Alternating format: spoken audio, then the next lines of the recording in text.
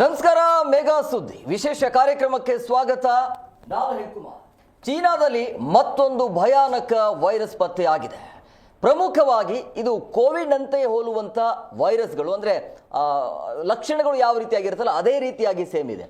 ಒಂದು ಆತಂಕ ಮತ್ತೆ ಬೇಸರ ಏನು ಅಂತಂದ್ರೆ ಈ ವೈರಾಣುಗೆ ಲಸಿಕೆ ಇಲ್ಲ ಅನ್ನೋದು. ಸೊ ಹಂಗಾಗಿ ಸಹಜವಾಗಿ ಆತಂಕ ಇದೆ. ಮಕ್ಕಳಲ್ಲಿ ಹೆಚ್ಚಾಗಿ ಕಾಣಿಸಿಕೊಳ್ತಾ ಇರುವಂತಹ ವೈರಸ್ ಇದು. ಇದರ ರೋಗ ಲಕ್ಷಣಗಳು ಹೇಗಿರುತ್ತೆ, ಇದಕ್ಕೆ ಮುಂಜಾಗ್ರತಾ ಕ್ರಮಗಳು ಯಾವ ರೀತಿಯಾಗಿ ಇರಬೇಕು, ಪ್ರಮುಖವಾಗಿ ಇಂಥ ವೈರಸ್ಗಳಿಗೆ, ಇಂಥ ದರಿದ್ರ ವೈರಸ್ಗಳಿಗೆ ಈ ಚೀನಾನೇ ಯಾಕೆ ಮೂಲ ಅನ್ನೋದು ಒಂದು ಗೊತ್ತಾಗ್ತಾ ಇಲ್ಲ. ಸೊ ಮೊದಲು ಕೋವಿಡ್ ಅನ್ನುವಂಥ ದರಿದ್ರ ಆಯಿತು. ಈಗ ಅದಾದ ನಂತರ ಮತ್ತೊಂದು ದರಿದ್ರ ಈ HMP ಅನ್ನುವಂಥದ್ದು. ಸೊ ಪ್ರಮುಖವಾಗಿ ಇಲ್ಲಿ ಗಮನಿಸ್ತಾ ಹೋಗಬೇಕು. ಕೊರೋನಾ ರೀತಿಯಲ್ಲಿ ಮತ್ತೊಂದು ವೈರಸ್ನ ಭೀತಿ ಎದುರಾಗ್ತಾ ಇದೆ. ಚೀನಾದಲ್ಲಿ ಕೊರೋನಾ ಮಾದರಿಯ ವೈರಸ್ ಪತ್ತೆಯಾಗಿದೆ. HMP ವೈರಸ್ ಆರ್ಭಟಕ್ಕೆ ಚೀನಾ ಬೆಚ್ಚಿ ಬಿದ್ದಿದೆ. ಜ್ವರ, ಕೆಮ್ಮು ಮತ್ತೆ ಶೀತದ ಜೊತೆ ಉಸಿರಾಟದ ಸಮಸ್ಯೆ ಕೂಡ ಇದೆಯಂತೆ. ಜಪಾನ್ ಮತ್ತೆ ಹಾಂಗ್ಕಾಂಗ್ನಲ್ಲೂ ಕೂಡ ವೈರಸ್ ವ್ಯಾಪಿಸಿದೆ. ಜಪಾನ್ನಲ್ಲಿ ಒಟ್ಟು 7,81,000 ಮಂದಿಗೆ ಈ ಸೋಂಕು ಹರಡಿದೆ. ಹಾಂಗ್ಕಾಂಗ್ನಲ್ಲೂ ಕೂಡ 1,000ಕ್ಕಿಂತ ಹೆಚ್ಚು ಮಂದಿಯಲ್ಲಿ ಈ ಸೋಂಕು ಪತ್ತೆಯಾಗಿದೆ. ಎಲ್ಲ ವಯಸ್ಸಿನವರ ಮೇಲೂ ಕೂಡ ಈ HMPV ಪರಿಣಾಮ ಬೀರ್ತಾ ಇದೆ ಅನ್ನೋದು. ಹಾಗಾದ್ರೆ ಈ HMPಯ ಲಕ್ಷಣಗಳೇನು, ಮುನ್ನೆಚ್ಚರಿಕೆಯ ಕ್ರಮಗಳು ಯಾವ ರೀತಿಯಾಗಿ ಇರಬೇಕು ಅಂತೇಳಿ, ಹಾಗಾದ್ರೆ ಮತ್ತೊಮ್ಮೆ ಲಾಕ್ಡೌನ್ ಎದುರಾಗುತ್ತಾ ಅಂತೇಳಿ ಗೊತ್ತಿಲ್ಲ, ಏನಾಗುತ್ತೇನೋ ಗೊತ್ತಿಲ್ಲ. ಆದರೆ ಮಕ್ಕಳಲ್ಲಿ ಹೆಚ್ಚಾಗಿ ಈ ವೈರಸ್ ಕಂಡು ಬರ್ತಾ ಇದೆ. ಯಾವಾಗ ಬೇಕಾದರೂ ಕೂಡ ಎಮರ್ಜೆನ್ಸಿ ಘೋಷಣೆ ಆಗಬಹುದು. ಚೀನಾದಲ್ಲೇ ಈ ರೀತಿಯಾಗಿ ವಿಚಿತ್ರ ಇರುವಂತಹ ವೈರಸ್ಗಳು ಪತ್ತೆ ಆಗುತ್ತೆ. ಆಮೇಲೆ ಬೇರೆ ಬೇರೆ ದೇಶಗಳಿಗೆ ತೊಂದರೆ ಕೊಡೋದು. ಪ್ರಮುಖವಾಗಿ ಕೊರೋನಾ ರೀತಿಯಲ್ಲಿ ಕೋವಿಡ್ ಟೈಮಲ್ಲಿ ಅದನ್ನು ಸಂದರ್ಭ ಏನಿತ್ತಲ್ಲ, ಕೋವಿಡ್ ಆಗಿರುವಂಥ ಸಂದರ್ಭದಲ್ಲಿ, ಕೋವಿಡ್ ಬಂದಿರುವಂಥ ಸಂದರ್ಭದಲ್ಲಿ ಯಾವ ರೀತಿಯಾಗಿ ಜನ ತತ್ತರಿಸಿ ಹೋಗಿದ್ರು, ಕೆಲಸವನ್ನು ಕಳೆದುಕೊಂಡ್ರು, ಆ ಜೀವನ ಹೇಗೆ ಅನ್ನೋದನ್ನು ಕೂಡ ನಾವು ನೋಡಿದ್ದೇವೆ. ಆ ಟೈಮಲ್ಲಿ ದುಡ್ಡಿದ್ದವರು, ದುಡ್ಡು ಇಲ್ಲದೇ ಇದ್ದವರು, ಕೊರೋನಾ ಎಲ್ಲವನ್ನು ಕಳಿಸ್ತು. ಆದರೆ ಈಗ ಪ್ರಮುಖವಾಗಿ ಯಾವ ರೀತಿಯಾಗಿ ಲಕ್ಷಣ ಇರುತ್ತೆ ಈ ಕೋವಿಡ್ ಸಿಂಪ್ಟಮ್ಸ್ ಏನಿದೆಯಲ್ಲ, ಅದಾದ ನಂತರ ಈಗ ಬಂದಿರುವಂತಹ ಹೊಸ HMP ಇದೆಯಲ್ಲ, ಇದರ ಲಕ್ಷಣ ಏನು ಅದನ್ನು ಕೂಡ ಕ್ವಿಕ್ ಆಗಿ ನೋಡ್ತಾ ಹೋಗೋಣ. ಪ್ರಮುಖವಾಗಿ ಕೆಮ್ಮು ಇರುತ್ತೆ, ಶೀತ ಮತ್ತು ಜ್ವರ ಬರುತ್ತೆ, ಮೂಗುಗಟ್ಟುವುದು, ಗಂಟಲು ನೋವಾಗುತ್ತೆ, ಉಬ್ಬಸ ಇರುತ್ತೆ, ಉಸಿರಾಟದ ಸಮಸ್ಯೆ ಬರುತ್ತೆ. ಮಕ್ಕಳಲ್ಲಿ ಬೇಗ ಹರಡುವಂಥ ಸೋಂಕು ಇದೆ. ಸೊ ಈ ರೀತಿಯ ಲಕ್ಷಣಗಳು ಏನಾದರೂ ಕಂಡು ಬಂದಲ್ಲಿ ನೀವು ತಕ್ಷಣ ವೈದ್ಯರನ್ನು ಸಂಪರ್ಕ ಮಾಡಬೇಕಾಗತ್ತೆ. ಇನ್ನು ಇದಾದ ನಂತರ ಯಾವ ರೀತಿಯಾಗಿ ಮುನ್ನೆಚ್ಚರಿಕೆಯ ಕ್ರಮವನ್ನು ವಹಿಸಬೇಕಾಗತ್ತೆ, ಒಂದು ವೇಳೆ ಈ ರೀತಿಯಾಗಿ ನಿಮ್ಮಲ್ಲಿ ಏನಾದರೂ ಲಕ್ಷಣ ಕಂಡು ಆದಲ್ಲಿ ಏನೆಲ್ಲ ಮುಂಜಾಗ್ರತಾ ಕ್ರಮ ಇರಬೇಕು ಅಂತೇಳಿ. ಪ್ರಮುಖವಾಗಿ ಮಾಸ್ಕನ್ನು ಧರಿಸೋದು, ಸ್ಯಾನಿಟೈಸರ್ ಬಳಕೆಯನ್ನು ಮಾಡಬೇಕಾಗತ್ತೆ. ರೋಗ ಲಕ್ಷಣವಿದ್ದರೆ ವೈದ್ಯರ ಬಳಿ ಹೋಗೋದು ಕಂಪಲ್ಸರಿ. ಇನ್ನು ಸ್ವಚ್ಛತೆಯನ್ನು ಕಾಪಾಡಿಕೊಳ್ಬೇಕು. ಅಂದರೆ ಕೋವಿಡಲ್ಲಿ ಏನೆಲ್ಲ ರೂಲ್ಸ್ ಇತ್ತಲ್ಲ ಅದೇ ರೀತಿಯ ಸೇಮ್ ಇದೆ. ಸೊ ತಿನ್ನುವ ಮುನ್ನ ಕೈಯನ್ನು ತೊಳೆದುಕೊಳ್ಬೇಕು, ಬಾಯಿ, ಕಣ್ಣು ಮತ್ತು ಮೂಗು ಮುಟ್ಟದೆ ಇರೋದು, ಸೋಂಕಿತರಿಂದ ದೂರ ಇರಬೇಕಾಗತ್ತೆ. ಸೋಂಕಿತರು ಬಳಸಿರುವಂಥ ವಸ್ತುಗಳಿಂದ ನಾವು ಅಂತರವನ್ನು ಕಾಪಾಡಿಕೊಳ್ಳಬೇಕಾಗತ್ತೆ. ಈ ರೀತಿಯ ಲಕ್ಷಣಗಳು ಮತ್ತು ಮುನ್ನೆಚ್ಚರಿಕೆಯ ಕ್ರಮಗಳು ಇದ್ದಾವೆ. ಸೊ ಮುಂದಿನ ದಿನಮಾನಗಳು, ಈಗ ಆರಂಭದಲ್ಲಿ ಚೀನಾದಲ್ಲಿ ಅಷ್ಟೊಂದು ಆತಂಕ ಇಲ್ಲ ಅನ್ನುವಂಥ ಮಾಹಿತಿ ಇದೆ, ಬಟ್ ದಿನ ಕಳೆದಂತೆ ಅದರ ಪರಿಣಾಮ ಬೀರಬಹುದು. ಸೊ ಹಂಗಾಗಿ ಮುಂಜಾಗ್ರತಾ ಕ್ರಮವಾಗಿ ಯಾವ ರೀತಿಯಾಗಿ ಕ್ರಮವನ್ನು ತೆಗೆದುಕೊಳ್ಬೇಕು ಅನ್ನೋದ್ರ ಬಗ್ಗೆ, ಸೊ ಯಾವ ಸಮಯದಲ್ಲಿ ವೈದ್ಯರನ್ನು ಸಂಪರ್ಕ ಮಾಡಬೇಕು.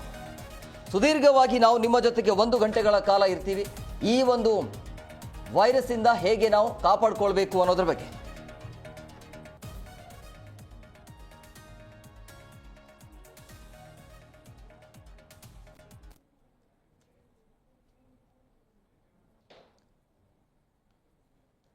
ಈ ಬಗ್ಗೆ ಮಾತನಾಡೋದಕ್ಕೆ ಅತಿಥಿಯವರು ಜಾಯ್ನ್ ಆಗಿದ್ದಾರೆ. ನಾನು ಅವ್ರನ್ನ ಕಾರ್ಯಕ್ರಮಕ್ಕೆ ವೆಲ್ಕಮ್ ಮಾಡ್ತೀನಿ. ಮಕ್ಕಳ ತಜ್ಞರಾಗಿರುವಂಥ ಡಾಕ್ಟರ್ ಸುಮಿತ್ರಾ ಎಸ್ ಮೇಡಮ್, ಕಾರ್ಯಕ್ರಮಕ್ಕೆ ಆತ್ಮೀಯವಾದಂಥ ಸ್ವಾಗತ. ಇನ್ನು ಹಾಗೇನೆ ತಜ್ಞ ವೈದ್ಯರಾಗಿರುವಂಥ ಡಾಕ್ಟರ್ ಭಾವನಾ ಪ್ರಿಯ ಅವರು ಮೇಡಮ್, ತಮಗೂ ಕೂಡ ಕಾರ್ಯಕ್ರಮಕ್ಕೆ ಆತ್ಮೀಯವಾದಂಥ ಸ್ವಾಗತ. ಇನ್ನು ಹಾಗೆ ತಜ್ಞ ವೈದ್ಯರಾಗಿರುವಂಥ ಡಾಕ್ಟರ್ ನಿಮಿಷಾ ಅಮೋಲ್ ಮೇಡಮ್, ತಮಗೂ ಕೂಡ ಕಾರ್ಯಕ್ರಮಕ್ಕೆ ಆತ್ಮೀಯವಾದಂಥ ಸ್ವಾಗತ. ಇನ್ನು ಮಕ್ಕಳ ತಜ್ಞರಾಗಿರುವಂಥ ರಕ್ಸೈ ಶೆಟ್ಟಿ ಅವರು ಸರ್, ತಮಗೂ ಕೂಡ ಕಾರ್ಯಕ್ರಮಕ್ಕೆ ಆತ್ಮೀಯವಾದಂಥ ಸ್ವಾಗತ. ಸರ್, ನಾನು ನಿಮ್ಮ ಹತ್ರನೇ ಬರ್ತೀನಿ. ಈಗ ಕೋವಿಡ್ ಟೈಮಲ್ಲಿ ಒಂದು ದರಿದ್ರ ಹೋಯ್ತು ಅನ್ನೋಷ್ಟರಲ್ಲಿ ಮತ್ತೊಂದು ದರಿದ್ರ ಈಗ ಅಂಟುಕೊಂಡಿದೆ. ಏನು ನಡೀತಾ ಇದೆ ಚೀನಾದಲ್ಲಿ ಅಂತೇಳಿ ನೋಡಿ. ಈ ಹ್ಯೂಮನ್ ಮೆಟಾನಿಮಾ ವೈರಸ್ ಸದ್ಯಕ್ಕೆ ನಾವು ಮಾತಾಡ್ತಾ ಇರೋದು ಇದು ಸುಮಾರು ಕಾಲದಿಂದ ಇದೆ, ಇದೇನು ಹೊಸ ವೈರಸ್ ಅಲ್ಲ. ಬಟ್ ಕೋವಿಡ್ ಟೈಮಲ್ಲಿ ಆಗಿರುವಂತ virus was a very unique virus. ಅದರಿಂದ ಪ್ಯಾಂಡಮಿಕ್ ಆಗೋಯ್ತು. ಪ್ರತಿಯೊಂದು ವೈರಲ್ ಇನ್ಫೆಕ್ಷನ್ ಇಂದ ಪ್ಯಾಂಡಮಿಕ್ ಆಗುತ್ತೆ ಅನ್ನೋದು ತಪ್ಪು ಕಲ್ಪನೆ. ನಾರ್ಮಲ್ ಏನಾಗುತ್ತೆ, ಇನ್ಫ್ಲೂಯೆನ್ಸಾ ವೈರಸ್ ಕೆಲವೊಮ್ಮೆ ಪ್ಯಾಂಡಮಿಕ್ ಆಗ್ಬೋದು, ಕೋವಿಡ್ ಇಂದ ಆಗ್ಬೋದು. ಬಟ್ ಈ ಮೆಟಾನಿಮಾ ವೈರಸ್ ಅನ್ನೋದು it's a very common cold virus in children. ಇದನ್ನ ನಾವು ಸುಮಾರು ವರ್ಷಗಳಿಂದ ನೋಡ್ತಾ ಇದೀವಿ. ನಾವು ಮಕ್ಕಳಲ್ಲಿ ಟೆಸ್ಟ್ ಮಾಡಿದಾಗ ಇದು one of the most common viruses VC. But ನಮ್ಮ ಇಲ್ಲಿ ಲಾಸ್ಟ್ 1 year ಎಕ್ಸ್ಪೀರಿಯನ್ಸ್ ನೋಡಿದ್ರೆ we are seeing many other viruses like RSV viruses, adeno virus ಇರ್ಬೋದು. ಆ ಥರ ಸುಮಾರು ವೈರಸ್ಗಳಿವೆ which can potentially cause serious illness. But ಇದು ನನ್ಗನ್ಸಿದ ಮಟ್ಟಿಗೆ it's not something we should get really concern about ಅಂತ ಅನ್ಸುತ್ತೆ. ಸೊ ನೀವು ಹೇಳ್ದಂಗೆ ನಾರ್ಮಲಿ ಇದು ಕಾಮನ್ ಕೋಲ್ಡ್, ಕಾಫ್ ಇಂಥ ಬರುವಂತ ಇಂಥ ಸಿಂಪ್ಟಮ್ಸ್ಗಳೇ ಜಾಸ್ತಿ. ಬಿಟ್ರೆ ಕೋವಿಡ್ ತರ ತುಂಬಾ ಸೀರಿಯಸ್ ಆಗಿ ತುಂಬಾನೇ ಹರಡಿ ಎಲ್ರಿಗೂ ನಿಮೋನಿಯಾ ಆಗಿ ಅಂತ ಸೀರಿಯಸ್ ಆಗುವಂತ ಚಾನ್ಸಸ್ ತುಂಬಾನೇ ಕಮ್ಮಿ. ಸೊ ಇದು ಯೂಶಲಿ 2 ವರ್ಷಕ್ಕಿಂತ ಸಣ್ಣ ಮಕ್ಕಳಿಗೆ ಕಾಮನ್ ಕೋಲ್ಡ್ ಆಗಿ ಹರಡುವಂತ ಕಾಯಿಲೆಗಳು. ಅಂಡ್ ವಿಂಟರ್ ಸೀಸನ್ಸ್ ಅಲ್ಲೆಲ್ಲ ಇದನ್ನು ತುಂಬಾನೇ ಜಾಸ್ತಿ ನೋಡ್ತೀವಿ.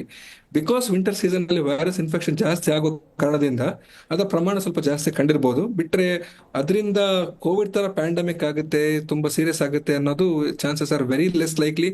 ಇದೇನು ಇವತ್ತಿನ ಬಂದಿರೋ ವೈರಸ್ ಅಲ್ಲ. ಇದನ್ನ ಅಟ್ಲೀಸ್ಟ್ ಒಂದು ಲಾಸ್ಟ್ 20 ವರ್ಷದಿಂದ ವಿವಿಧ ಭಾಗಗಳಲ್ಲಿ ನೋಡ್ತಾ ಇರ್ತೀವಿ. ಪ್ರತಿ ವರ್ಷ ಸೀಸನ್ ಚೇಂಜ್ ಆದಾಗ ಇಂಥ ಕಾಯಿಲೆಗಳು ಬರ್ತಾನೆ ಇರ್ತವೆ.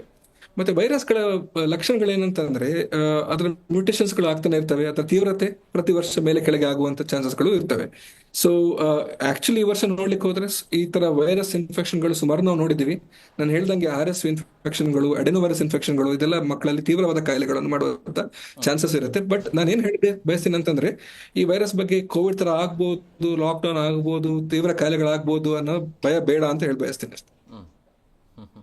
ಆದರೆ ಭಯ ಏನು ಬೇಡ. ಬಟ್ ಸರ್, ಈಗ 2025ರಲ್ಲಿ ಹೊಸ ವೈರಸ್ ಪತ್ತೆ ಆಗಿದೆ.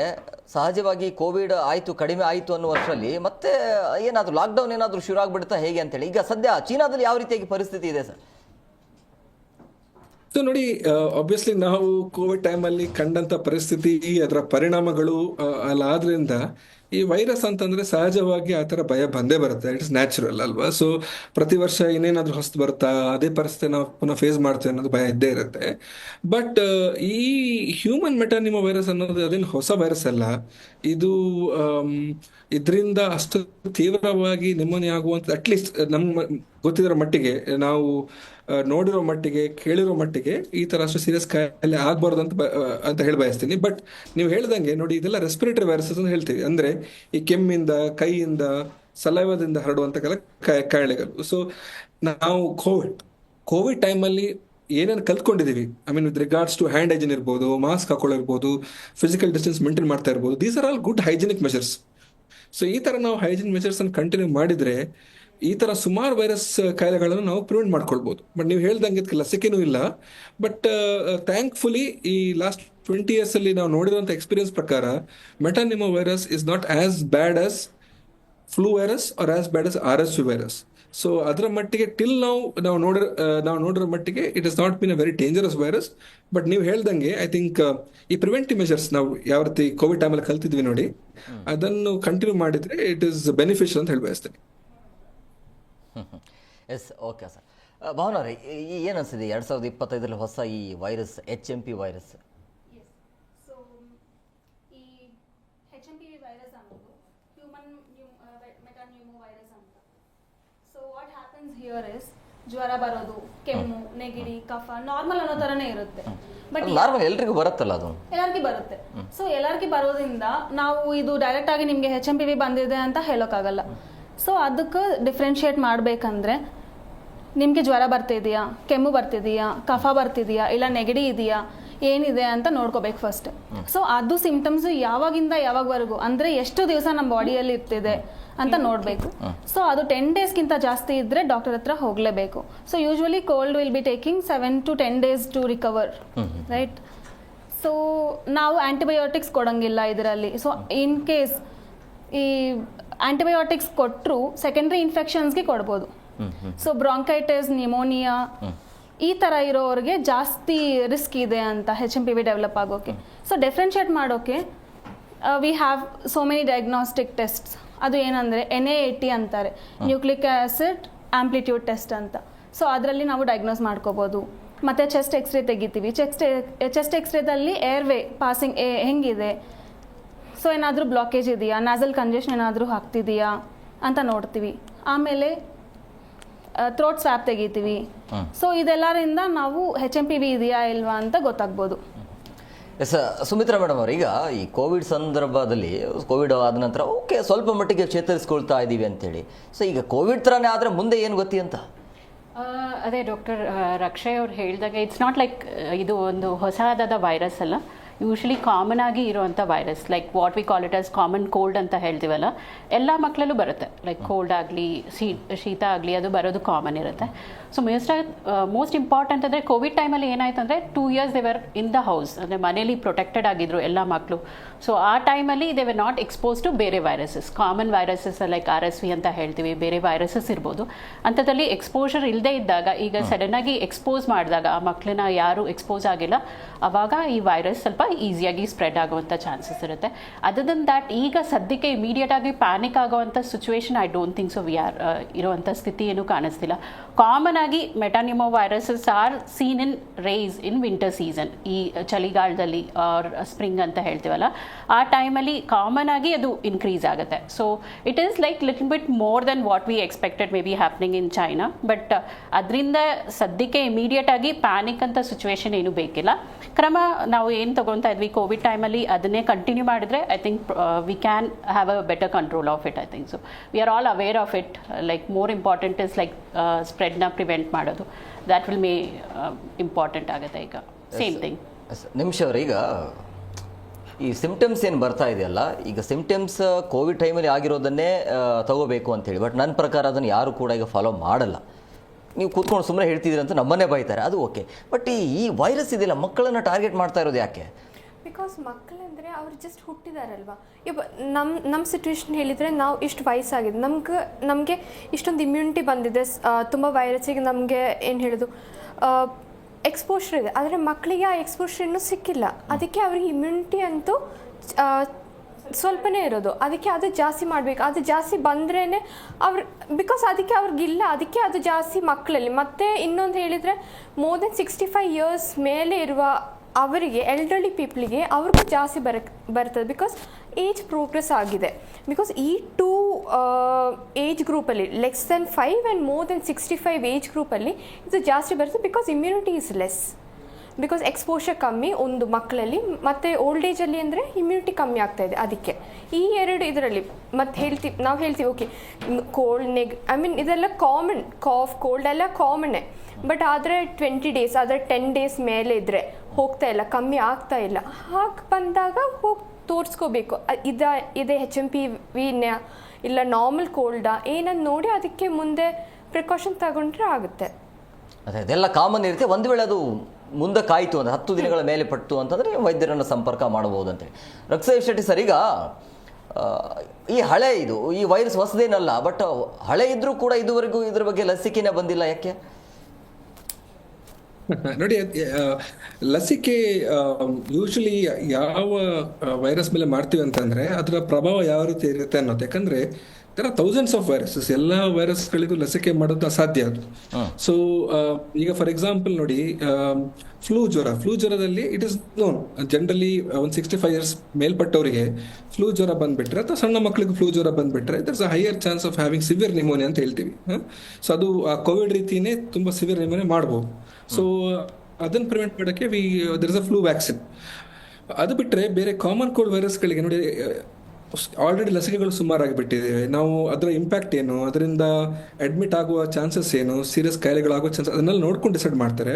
ಸೊ ಸಿನ್ಸ್ ಮೆಟಾನಿಮೋ virus has not cause such significant impact ಅಲ್ವಾ, ಸೊ ಅದು ಆ ಕಾರಣದಿಂದ ಅದರ ವ್ಯಾಕ್ಸಿನ್ ಇನ್ನೂ ಆಗಿಲ್ಲ. ಆ ರೀತಿಯ ಸುಮಾರು ವೈರಸ್ಗಳಿವೆ. ನಾನು ಆವಾಗಲೂ ಹೇಳಿದೆ, ಫಾರ್ ಎಕ್ಸಾಂಪಲ್ RSV ಇರಬಹುದು, ಅದು ಪ್ರೀಮೆಚೂರ್ ಮಕ್ಕಳಲ್ಲಿ ಸೀರಿಯಸ್ ನಿಮೋನಿಯಾ ಕಾಸ್ ಮಾಡುತ್ತೆ. ಅದು ಬೇರೆ ನಮ್ಮ ದೇಶದಲ್ಲಿ ಸುಮಾರು ಆಸ್ಪತ್ರೆಗಳಲ್ಲಿ ನಾವು ಈಗಲೂ ನಡೀತಾ ಇದೆ. ನಾರ್ತ್ ಇಂಡಿಯಾದಲ್ಲಿ ಸುಮಾರಿದೆ. ನಮ್ಮಲ್ಲೂ ಲಾಸ್ಟ್ 2-3 months ಬ್ಯಾಕ್ ಸುಮಾರು ಪೇಷಂಟ್ಗಳನ್ನ ನಾವು ನೋಡಿದ್ದೀವಿ. ಎಡೆನೋ ವೈರಸ್ ಇರ್ಬೋದು. ಸೊ ಕೆಲ ವೈರಸ್ಗಳಿಗೆ ಅಂದರೆ ತುಂಬ ರಿಸರ್ಚ್ ಮಾಡಬೇಕಾಗುತ್ತೆ, ಅವ್ರಿಗೆ ವ್ಯಾಕ್ಸಿನ್ ಕ್ರಿಯೇಟ್ ಮಾಡಬೇಕಂತಂದ್ರು. So as long as it is not consistently there and ಅದರ ಇಂಪ್ಯಾಕ್ಟ್ ಜಾಸ್ತಿ ಇಲ್ಲ ಅಂತಂದ್ರೆ many drug companies might not want to do those kind of vaccines. ಅಲ್ಲ, ಇದಕ್ಕೆ ಚೀನಾನೇ ಮೂಲ ಯಾಕೆ ಅಂತ? ಇದು ಹ್ಯೂಮನ್ ಮೆಟಾನಿಮೋ ವೈರಸ್ ಅನ್ನೋದು ಖಾಲಿ ಚೀನಾದಲ್ಲಿ ಇರುತ್ತೆ ಅನ್ನೋದು I think it's a wrong assumption. ಅಲ್ಲ ಸಣ್ಣ ಔಟ್ ಬ್ರೇಕ್ ಆಗಿರ್ಬೋದು, but this is there throughout the world. ಎಲ್ಲ ಕಡೆನೂ ಇದೆ, ಅಮೆರಿಕದಲ್ಲೂ ಇದೆ, ಯುರೋಪ್ ಅಲ್ಲೂ ಇದೆ, ನಮ್ಮಲ್ಲೂ ಇದೆ, ಎಲ್ಲ ಕಡೆನೂ ಇದೆ. ಅಲ್ಲ ಆರಂಭದಲ್ಲಿ ಅಲ್ಲೇ ಉಟ್ಕೊಳ್ಳುತ್ತೆ ಅಂತ. ಅಲ್ಲ, ಕೋವಿಡ್ ವೈರಸ್ ಅಂತ ಖಂಡಿತವಾಗಿ ಅಲ್ಲೇ ಹುಟ್ಕೊಂಡಿದೆ. ಬಟ್ ಅದು ಬಿಟ್ಟರೆ ಬೇರೆ ವೈರಸ್ಗಳೆಲ್ಲ ನನ್ನ ಅನ್ಸಿದ ಮಟ್ಟಿಗೆ ಚೈನಾನೇ ಸ್ಪೆಸಿಫಿಕ್ ಆಗ್ತಿದೆ ಅನ್ನೋದು ಆಯ್ತು ಸರಿಯಲ್ಲ ಅಂತ ಅನ್ಸುತ್ತೆ. ಬಿಕಾಸ್ ಈ ವೈರಸ್ಗಳನ್ನ ನಾವು ಎಲ್ಲ ಕಡೆ ನೋಡ್ತಾ ಇದ್ವಿ. ಅನ್ಲೆಸ್ ನೋಡಿ ಏನಾಗುತ್ತೆ, ಕೆಲವೊಮ್ಮೆ ಪ್ಯಾಂಡಮಿಕ್ ಸ್ಟಾರ್ಟ್ ಆದಾಗ we might not have complete clarity. ಅದೇನು ಸ್ಪೆಸಿಫಿಕ್ ಆಗಿ ಬೇರೆನೆ ಮ್ಯೂಟೇಷನ್ ಆಗಿ ಹ್ಯೂಮನ್ ಮೆಟಾನಿಮೋ ವೈರಸ್ ಯಾವುದೋ ಹೊಸ ರೀತಿ ಬಂದು ಎಲ್ಲ ಕಡೆ ಕಾಯಿಲೆ ಸ್ಪ್ರೆಡ್ ಆಗ್ತಾ ಇದೆಯೋ ಅನ್ನೋದು ವಿ ಡೋಂಟ್ ನೋ. ಬಟ್ ಆ ಥರ ಸದ್ಯಕ್ಕೆ ಅಂತ ಬಂದಿರೋ ಇನ್ಫಾರ್ಮೇಶನ್ ಆ ಥರ ಏನೂ ಕಾಣ್ತಾ ಇಲ್ಲ. But let's wait and watch. Because ನೀವು ಹೇಳಿದಂಗೆ ಇನ್ನು ಕೋವಿಡ್ ಅಲ್ಲೂ there is lot of surprise. ನಾವೆಲ್ಲ ಅಂದ್ಕೊಂಡು ಚೈನಾದಲ್ಲೇ ಉಳ್ಕೊಂಡ್ಬಿಡುತ್ತೆ, ಎಲ್ಲಿ ಯಾವ ಕಡೆ ಹೋಗಲ್ಲ ಅಂತ ಅಂದ್ಕೊಂಡಿದ್ವಿ. But then let we are surprised. But ಇದು at least we know it's a common virus. But ಆ ಥರ ಏನೋ ಸ್ಪೆಸಿಫಿಕ್ ಆಗಿ ತುಂಬ ಜನ ಅಡ್ಮಿಟ್ ಆಗಿ ಸೀರಿಯಸ್ ಆಗ್ತಾ ಇದ್ದಾರೆ ಅನ್ನೋದು ಇನ್ಫಾರ್ಮೇಶನ್ ಇನ್ನೂ ನನ್ನ ಅನ್ಸಿದ ಮಟ್ಟಿಗೆ it is not clearly known everywhere. But I think ನೀವು ಹೇಳ್ದಂಗೆ I think we have to wait and watch. Next 1 to 2 weeks ಅಲ್ಲಿ ಏನಾಗುತ್ತೆ ಅಂತ ನೋಡ್ಕೊಳ್ಬೇಕಷ್ಟೇ. ಎಸ್ ಭಾವನಾ ಮೇಡಮ್ ಅವ್ರ, ಈಗ ಮಕ್ಕಳಲ್ಲಿ ಹೆಚ್ಚು ಈ ವೈರಸ್ ಬರ್ತಾ ಇರೋದ್ರಿಂದ ಯಾವ ಸಂದರ್ಭದಲ್ಲಿ ವೈದ್ಯರನ್ನ ಭೇಟಿ ಆಗೋದು ಸೂಕ್ತ ಸಮಯ ಅನ್ಸುತ್ತೆ? ಸೂಕ್ತ ಸಮಯ ಅಂದರೆ ಮಕ್ಕಳಿಗೆ 100ಕ್ಕಿಂತ ಜಾಸ್ತಿ ಫೀವರ್ ಬಂದರೆ, ಇಲ್ಲ ಕೋಲ್ಡು ಓಕೆ ಅಂದರೆ ನೆಗಡಿ, ಕೆಮ್ಮು, ಕಫ ಈ ಥರ ಏನಾದರೂ ಜಾಸ್ತಿ ಆಗ್ತಿದ್ದೆ, ಮತ್ತು ಹೊಟ್ಟೆ ನೋವು ಬರ್ತಾ ಇದೆ, ಸೊ ಈ ಥರ ಸಿಂಪ್ಟಮ್ಸ್ ಎಲ್ಲ ದಿವಸ ಇಂಪ್ರೂವ್ ಆಗ್ತಿದ್ದೆ, ಸೊ ಕಡಿಮೆನೇ ಆಗ್ತಿಲ್ಲ, ಎಷ್ಟು ಸಿರಪ್ ಕೊಟ್ಟರು ಎಷ್ಟು ಟ್ಯಾಬ್ಲೆಟ್ ಕೊಟ್ಟರು ಕಡಿಮೆ ಆಗ್ತಿಲ್ಲ ಅಂದರೆ ಡಾಕ್ಟರ್ ಹತ್ರ ಹೋಗಲೇಬೇಕು, ಫಸ್ಟ್ ಪಾಯಿಂಟ್. ಆಮೇಲೆ ಪ್ರಿವೆಂಟಿವ್ ಮೆಷರ್ಸ್ ಬಂದು ನೀರು ಜಾಸ್ತಿ ತಗೊಳ್ಳೋದು, ಮಾಸ್ಕ್ ಹಾಕೋದು, ಸ್ವಲ್ಪ ಇದು ಡ್ರಾಪ್ಲೆಟ್ಸಿಂದನೂ ಸ್ಪ್ರೆಡ್ ಆಗ್ಬೋದು ಬಿಕಾಸ್ ಇದು respiratory track ಇನ್ಫೆಕ್ಷನಿಂದ.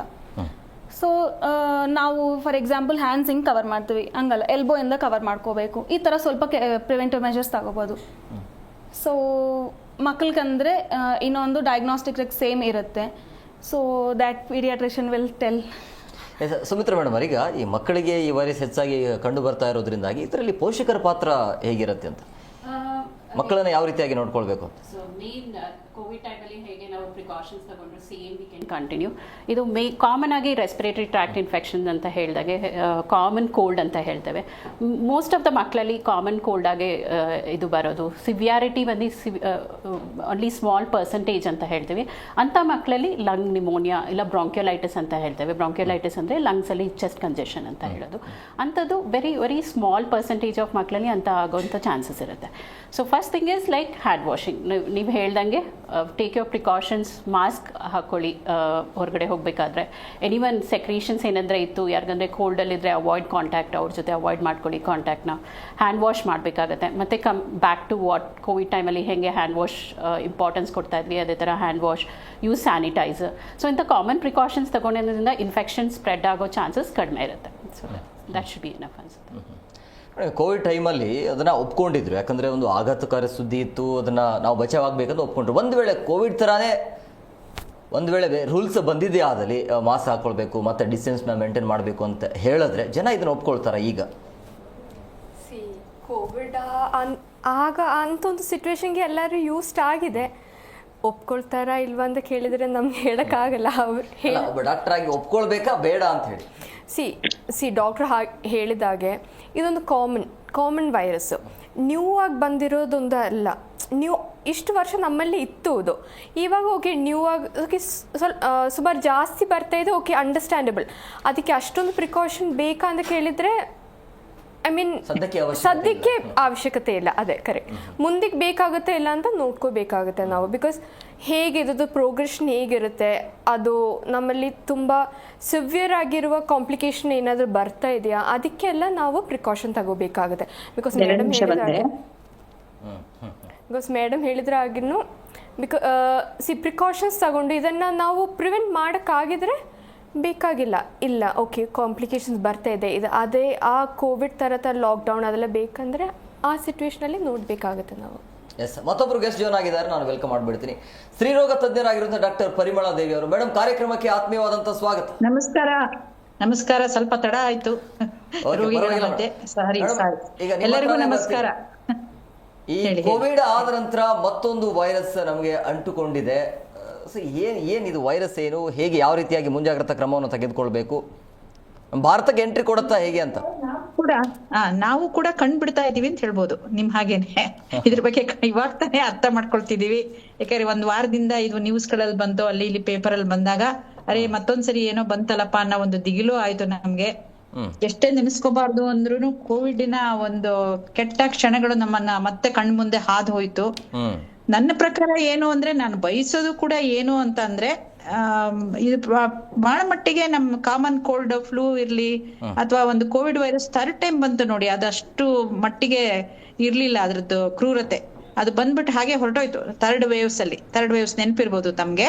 First second waves ನಲ್ಲಿ ತುಂಬಾನೇ ನಮ್ಗೆ ಜನಗಳ ಒಂದು ಮರಣ, ಹೆಚ್ಚಿನ ಒಂದು ರೀತಿನಲ್ಲಿ ಸಾವುಗಳು ಎಲ್ಲಾನು ನೋಡ್ಬಿಟ್ವಿ, ನಾವು ನೋಡ್ಬಾರ್ದೆಲ್ಲ ನೋಡಿದ್ವಿ.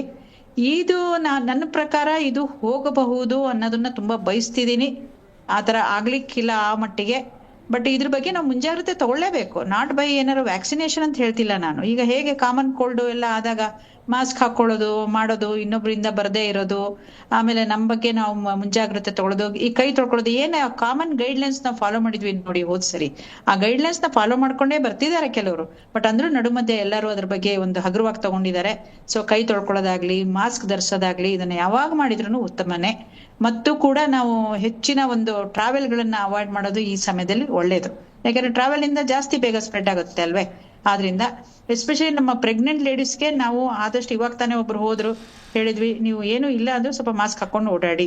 ಯಾಕಂದ್ರೆ ಎಷ್ಟೋ ವರ್ಷಗಳ ನಂತರ ಪ್ರೆಗ್ನೆನ್ಸಿ ಆಗಿದ್ದಾರೆ, 34-35 ವರ್ಷದಲ್ಲಿ ಫಸ್ಟ್ ಪ್ರೆಗ್ನೆನ್ಸಿ ಹಾಕೊಂಡು ಓಡಾಡಿ. ಇವಾಗ ಏನು ಗಾಬರಿ ಆಗ್ಬೇಡಿ. ನಿಮ್ಮ ಟ್ರಾವೆಲ್ ಹೊರಗಡೆ ಹೋಗೋ ಒಂದು ಆಹಾರ ವಿಹಾರದಲ್ಲಿ ನೀವು ನೋಡ್ಕೊಂಡು ಮಾಡ್ಬೇಕು. ಅದು ನಿಮ್ಮ ಜವಾಬ್ದಾರಿ ಅಂತ ನಾ ಹೇಳಿದೀನಿ. ಆದಷ್ಟು ಸ್ವಲ್ಪ ವೈಟಮಿನ್ ಸಿ ಈ ತರ ಟ್ಯಾಬ್ಲೆಟ್ ನ ಬೇಕಾದ್ರೆ ಮುಂಜಾಗ್ರತೆಯಾಗಿ ಎಲ್ಲರೂ ತಗೋಬಹುದು. ವೈಟಮಿನ್ ಸಿ ಯಾವಾಗಿದ್ರು ಇಮ್ಯುನಾಲಜಿಕಲಿ ಅದು ಒಳ್ಳೆ ಒಂದ್ ಮಾತ್ರೆ. ಅದನ್ನ ಬಿಟ್ರೆ ಏನು ಅಂತ ಇನ್ನು ನಾವು ತಿಳ್ಕೊಬೇಕಾಗಿದೆ, ಏನ್ ಹೇಳ್ಬೇಕು ಅಂತ. ಕೋವಿಡ್ ಅಲ್ಲಿ ಆಗಿರುವಂತಹ ಘಟನೆಗಳು ಮತ್ತೆ ಇಲ್ಲಿ ಆಯ್ತು ಅಂತಂದ್ರೆ ನಿಜವಾಗ್ಲೂ ಕೂಡ ಈ ಇಡೀ ದೇಶ ತತ್ತರಿಸಿ ಹೋಗ್ಬಿಡುತ್ತೆ. ಇದನ್ನ ಯಾರು ಕೂಡ ಒಪ್ಕೊಳ್ಳೋದಿಲ್ಲ. ಅದನ್ನ ಬರೋದು ಕಾಮನ್. ಅದನ್ನ ಬಗ್ಗೆ ಯೋಚನೆ ಮಾಡಕ್ಕೂ ನಮ್ಗೆ ಭಯ. ಅದು ಯಾಕಂದ್ರೆ ಇನ್ನೊಂದ್ಸರಿ ಈಗ ತತ್ತರಿಸಿ ಹೋಗೋದು ಅಂತಾರಲ್ಲ, ಇವಾಗ ತಾನೇ ನಾವು ಮೇಲ್ಗಡೆ ಹೇಳಕ್ ನೋಡ್ತಾ ಇದೀವಿ, ನಮ್ಮನ್ನ ಮತ್ತೆ ಬಡದು ಕೆಳಗಡೆ ಹಾಕದಂಗ ಆಗ್ಬಿಡುತ್ತೆ. ಹಂಗೇನ್ರ ಆದ್ರೆ ಹಂಗೇನ್ ಆಗಲ್ಲ ಅಂತ ನಾವೆಲ್ಲರೂ ಒಂದು ಹೋಪ್ಸ್ ಇಟ್ಕೊಳ್ಳೋಣ.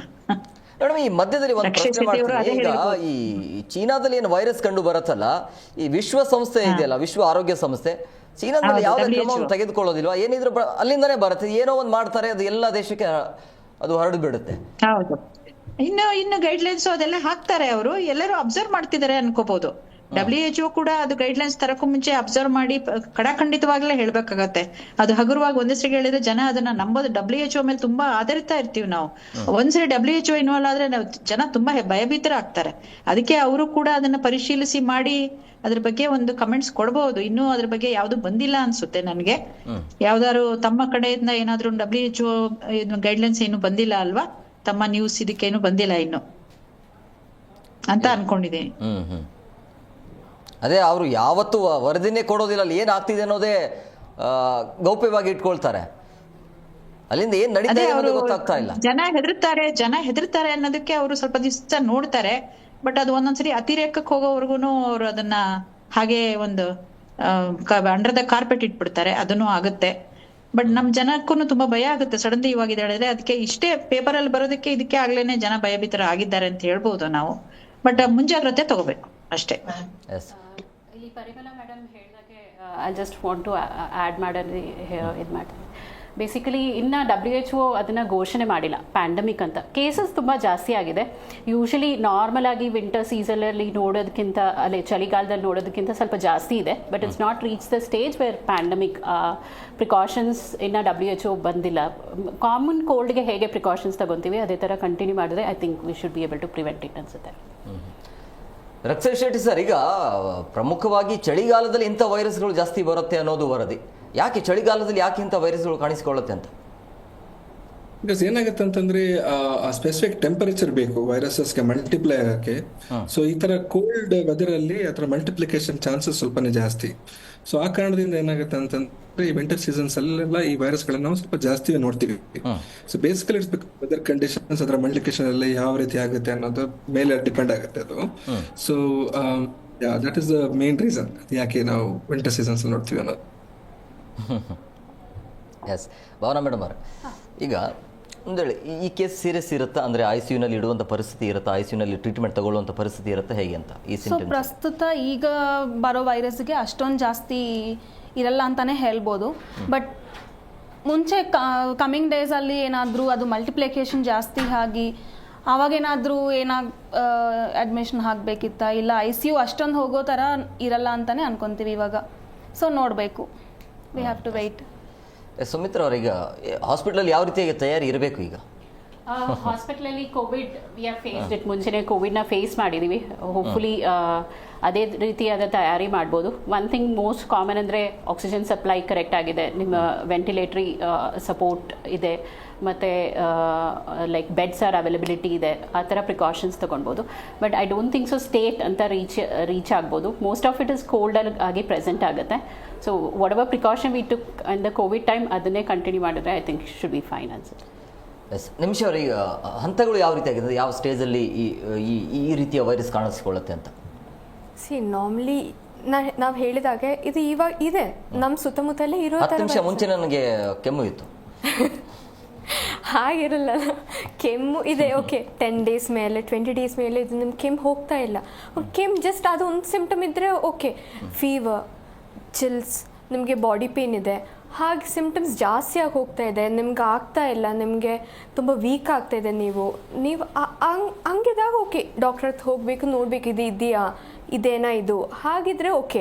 ಜಸ್ಟ್ ಒಂದು ಕೆಮ್ಮಿದೆ ಹಾಗೆ ನೀವು ಅದಕ್ಕೆ ಫಿಯರ್ ಮಾಡ್ಕೊಳ್ಳೋದು ನನಗೇನಾಗಿಲ್ಲ. ಪರಿಮಳ ಮೇಡಮ್ ಅವರ, ಈಗ ಒಂದು ವೇಳೆ ಈ ಕೋವಿಡ್ ಟೈಮಲ್ಲಿ ವ್ಯಾಕ್ಸಿನ್ ತಗೊಳ್ಳೇಬೇಕು ಅಂತ ಆರ್ಡರ್ ಏನು ಬಂತಲ್ಲ, ಈ ವೈರಸ್ ಬಂದಾದ ನಂತರ ಒಂದ್ ವೇಳೆ ಮತ್ತೆ ವ್ಯಾಕ್ಸಿನ್ ತಗೋಬೇಕು ಅಂತ ಬಂದ್ರೆ ಜನ ಏನ್ ಮಾಡ್ಬೇಕು? ತಗೋತಾರ, ಮುಂದೆ ಆಗ್ತಾರ ತಗೊಳಕ್ಕೆ? ನೀವು ಒಳ್ಳೆ ನಮ್ಮನ್ನ ಸಂದಿಗ್ಧದಲ್ಲಿ ಹಾಕ್ತಿರಪ್ಪ ಈ ತರ ಎಲ್ಲ ಕೇಳ್ಬಿಟ್ಟು. ಅಕಸ್ಮಾತ್ ಅದು ಒಂದ್ ಅಷ್ಟು ಮಟ್ಟಿಗೆ ಅತಿರೇಕಕ್ಕೆ ಹೋಯ್ತು ಅಂದ್ರೆ ಇನ್ನೇನಪ್ಪ ಮಾಡ್ಬೇಕು, ತಗೊಳ್ಳೇಬೇಕಾಗತ್ತಲ್ವಾ ಜೀವ ಉಳ್ಕೋಬೇಕು ಅಂದ್ರೆ.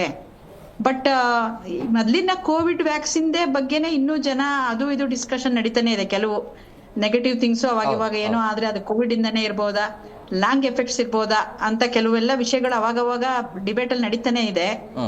ಸೊ ಈ ಸರಿ ಹಂಗೇನಾದ್ರೂ ಬಂದ್ರೆ ಏನು ಯಾವ ರೀತಿನಲ್ಲಿ ಹೋಗ್ಬೋದು ಅಂತ ತುಂಬಾ ಡಿಸ್ಕಷನ್ ಆದ್ಮೇಲೆ ತಗೋಬೇಕಾಗತ್ತೆ ಹೊರತು ಸಡನ್ಲಿ ಈಗ ಒಂದು ಇನ್ನೂ 3-4 ತಿಂಗಳು ಆತರ ವ್ಯಾಕ್ಸಿನ್ ತಗೊಳ್ಳೋಂತ ಒಂದು ಇದು ಬರ್ಲಿಕ್ಕಿಲ್ಲ. ಅದ ಅದೃಷ್ಟಕ್ಕೆ ಅದೇ ಹೋಗುವಂತ ವೈರಸ್. ಮತ್ತೆ ನಮ್ಮ ಆಲ್ರೆಡಿ ವಿ ಹ್ಯಾವ್ ಸಮ್ ರೋಗ ನಿರೋಧಕ ಆಂಟಿಬಾಡೀಸ್ ಎಲ್ಲ ಇದೆ ನಮ್ಮ ಹತ್ರ, ಹರ್ಡ್ ಇಮ್ಯುನಿಟಿನಲ್ಲಿ ಇದೀವಿ ನಾವು. ಬೇರೆ ಡಾಕ್ಟರ್ಗಳು ಒಪ್ಕೊಳ್ತಾರೆ ಇದನ್ನ ಮಾತು ಅಂತ ಅನ್ಕೊಂಡಿದೀನಿ ನಾನು. ಆ ಇಮ್ಯುನಾಲಜಿಕಲ್ ಪವರ್ ಕೂಡ ನಮ್ ಹೆಲ್ಪಿಗೆ ಬರುತ್ತೆ, ತಕ್ಷಣನೇ ನಾವು ತಗೋಬೇಕು ಅನ್ನೋದೇನು ಇಲ್ಲ. ಬಟ್ ಇಮ್ಯುನೋ ಕಾಂಪ್ರಮೈಸ್ಡ್ ಪೀಪಲ್ ಇರ್ತಾರೆ, ಡಯಾಬಿಟಿಕ್ ಇರ್ತಾರೆ, ಅಥವಾ ಆಲ್ರೆಡಿ ಕ್ಯಾನ್ಸರ್ ಆಗಿ ಸರ್ವೈವರ್ಸ್ ಇರ್ತಾರೆ, ಅದೇ ಜಿರಿಯಾಟ್ರಿಕ್ ಓಲ್ಡ್ ಏಜ್ ಪೀಪಲ್, ಅವರಿಗೆಲ್ಲ ಮತ್ತೆ ಕೊಡ್ಬೇಕಾಗತ್ತೆ. ಅದರ ವ್ಯತಿರಿಕ್ತ ಪರಿಣಾಮಗಳ ಬಗ್ಗೆ ತಿಳ್ಕೊಂಡು ತಗೊಳ್ಳೋದು ಅದೆಲ್ಲ ಮತ್ತೆ ಹೋಸರಿ ಆಯ್ತಲ್ಲ, ಬೇಡ ಬೇಡ ಅನ್ಕೊಂಡು ನಾನೇ ಕೂಡ ಬೇಡ ಅನ್ಕೊಂಡು ಆಮೇಲೆ ತಗೊಂಡೆ. ಇಷ್ಟನ್ನು ತಗೊಳ್ಳೇಬೇಕಾಗತ್ತೆ ಒಂದ್ ಲೆಕ್ಕಕ್ಕೆ ಹೋದಾಗ. ಬೇರೆಯವ್ರು ಏನ್ ಹೇಳ್ತಾರೆ ಅಂತ ಗೊತ್ತಿಲ್ಲ, ರಕ್ಷೆ ಅವ್ರು ಏನ್ ಹೇಳ್ತಾರೆ ಅಂತ. ರಕ್ಷೆ ಸರ್, ಈಗ ನಿಮ್ಮಿಂದ ನನಗೆ ಒಂದು ಪ್ರಾಮಾಣಿಕ ಉತ್ತರ ಬೇಕು. ಈಗ ಏನು ಅಂತಂದ್ರೆ ಇತ್ತೀಚೆಗೆ ಹೊರಗಡೆ ಜನ ಮಾತನಾಡ್ತಾ ಇರೋದು ಇದು ಒಂದು ಸ್ಕ್ಯಾಮ್, ಮಾಫಿಯಾ ಅಂತ ಹೇಳಿ. ಮಾಫಿಯಾ ನಡೀತಾ ಇದೆಯಾ? ಯಾವ ಮಾಫಿಯಾ ಅಂತ ಹೇಳ್ತಾ ಇದೀರ? ವೈದ್ಯಕೀಯ mafia, medical mafia. Medical mafia ಯಾವ ರೀತಿ ಆಗುತ್ತೆ ಇದು? ಸ್ಮಾರ್ಟ್ ಆನ್ಸರ್ ಬೇಡ, ಅದು ಆಗತ್ತಾ? ಇಲ್ಲ ಇಲ್ಲ ಇಲ್ಲ ಆತರ ಏನು ಇಲ್ಲ ಇವ್ರೆ, ಆತರದ ಮಾಫಿಯನ್ ಇಲ್ಲ. ಅಲ್ಲಿ ಸ್ವಲ್ಪ ವೈರಸ್ಗಳು ಎಲ್ಲ ಬಂದು ಸ್ವಲ್ಪ ಜನ ಅಡ್ಮಿಟ್ ಆಗಿದ್ದನ್ನ ಕೆಲವ್ರು ಹೋದವರು ನೋಡಿದ್ದಾರೆ. ಬಟ್ ಹಾಸ್ಪಿಟಲ್ಗಳು ಫುಲ್ ಇತ್ತು ಅಂತಾರೆ. ಬಟ್ ಅದು ನಿಜವಾದ ಮಾಹಿತಿನ ಇವಾಗ ತಮ್ಮೆಲ್ಲರ ಮೇಲೆ ಅದಿದೆ, ತಮ್ಮ ಒಂದ್ ಕಡೆಯಿಂದ ಯಾರು ಹೋಗಿ ಅಲ್ಲಿ ನೋಡ್ಕೊಂಡ್ ಬಂದಾಗ್ಲೇ ಅದು ಗೊತ್ತಾಗೋದು. ಮತ್ತೆ ಕೋವಿಡ್ ಅಲ್ಲೂ ಆದಾಗ ಕೋವಿಡ್ ಸ್ಕ್ಯಾಮ್ ಅಂತ ಅಂದ್ರು, ಕೋವಿಡ್ ವ್ಯಾಕ್ಸಿನ್ ಸ್ಕ್ಯಾಮ್ ಅಂತ ಅಂದ್ರು, ಟ್ರೀಟ್ಮೆಂಟ್ ಸ್ಕ್ಯಾಮ್ ಅಂತ ಅಂದ್ರು. ಸೊ ಈ ರೀತಿ ಒಪಿನಿಯನ್ಗಳು ಸಾಮಾನ್ಯ. ಅಂದ್ರೆ ಈ ತರ ಆದಾಗ ಈ ತರ ಏನೋ ಕೋವಿಡೇ ಇಲ್ಲ, ಅದು ಸುಳ್ಳು ಕಾಯಿಲೆ, ಅಂತೆಲ್ಲ ಸುಮಾರು ಜನ ಆ ಟೈಮಲ್ಲೂ ಹೇಳಿದ್ರು. ಸೊ ಅದನ್ನು ಸ್ಕ್ಯಾಮ್ ಅಂತ ಆ ರೀತಿ ಕೆಲ ಜನ ಭಾವಿಸ್ತಾರೆ. ಬಟ್ ಅದ್ರ ಅರ್ಥ ನಿಜವಾಗ್ಲೂ ಸ್ಕ್ಯಾಮ್ ಇದೆ ಅಂತಲ್ಲ. ಕೆಲವರು ಡಯಾಬಿಟಿಸ್ ಕಾಯಿಲೆನೇ ಇಲ್ಲ ಅಂತಾರೆ, ಹೈಪರ್ಟೆನ್ಷನ್ ಕಾಯಿಲೆನೇ ಇಲ್ಲ ಅಂತಾರೆ, ಎಲ್ಲಾನು ಸ್ಕ್ಯಾಮ್ ಅಂತಾರೆ. So I mean those kind of opinions will be there. But ಯಾರ್ಯಾರು ಅನುಭವಿಸಿದ್ದಾರೆ ನೋಡಿ ಕೋವಿಡ್ ಟೈಮಲ್ಲಿ ಅವ್ರಿಗೆ ಗೊತ್ತಾಗುತ್ತೆ ಸ್ಕ್ಯಾಮೋ ನಿಜನೋ ಅನ್ನೋದು. Yes sir, okay sir. ಹಾಗೆ ಸಂಪರ್ಕದಲ್ಲಿರಿ, ಬ್ರೇಕ್ನ ಸಮಯ ಆಗಿದೆ, ಬ್ರೇಕ್ ತೊಗೊಂಡು ಬಂದ್ಬಿಡ್ತೀನಿ. ಬ್ರೇಕ್ ಆದ ಬಳಿಕ ಈ ವೈರಸ್ ಇಂದ ಭಾರತ ಯಾವ ರೀತಿಯಾಗಿ ಮುಂಜಾಗ್ರತಾ ಕ್ರಮವನ್ನು ತೆಗೆದುಕೊಳ್ಬೇಕು ಅದರ ಬಗ್ಗೆ ಚರ್ಚೆ ಮಾಡ್ತೀವಿ. ಭವನರೇ, ಈ ವೈರಸ್ ಇದಾವಲ್ಲ ಅಥವಾ ಲಕ್ಷಣಗಳು ಎಂಥವರಿಗೆ ಬರುತ್ತೆ? ಎಂಥವ್ರಿಗೆ ಬರುತ್ತೆ? Good question actually.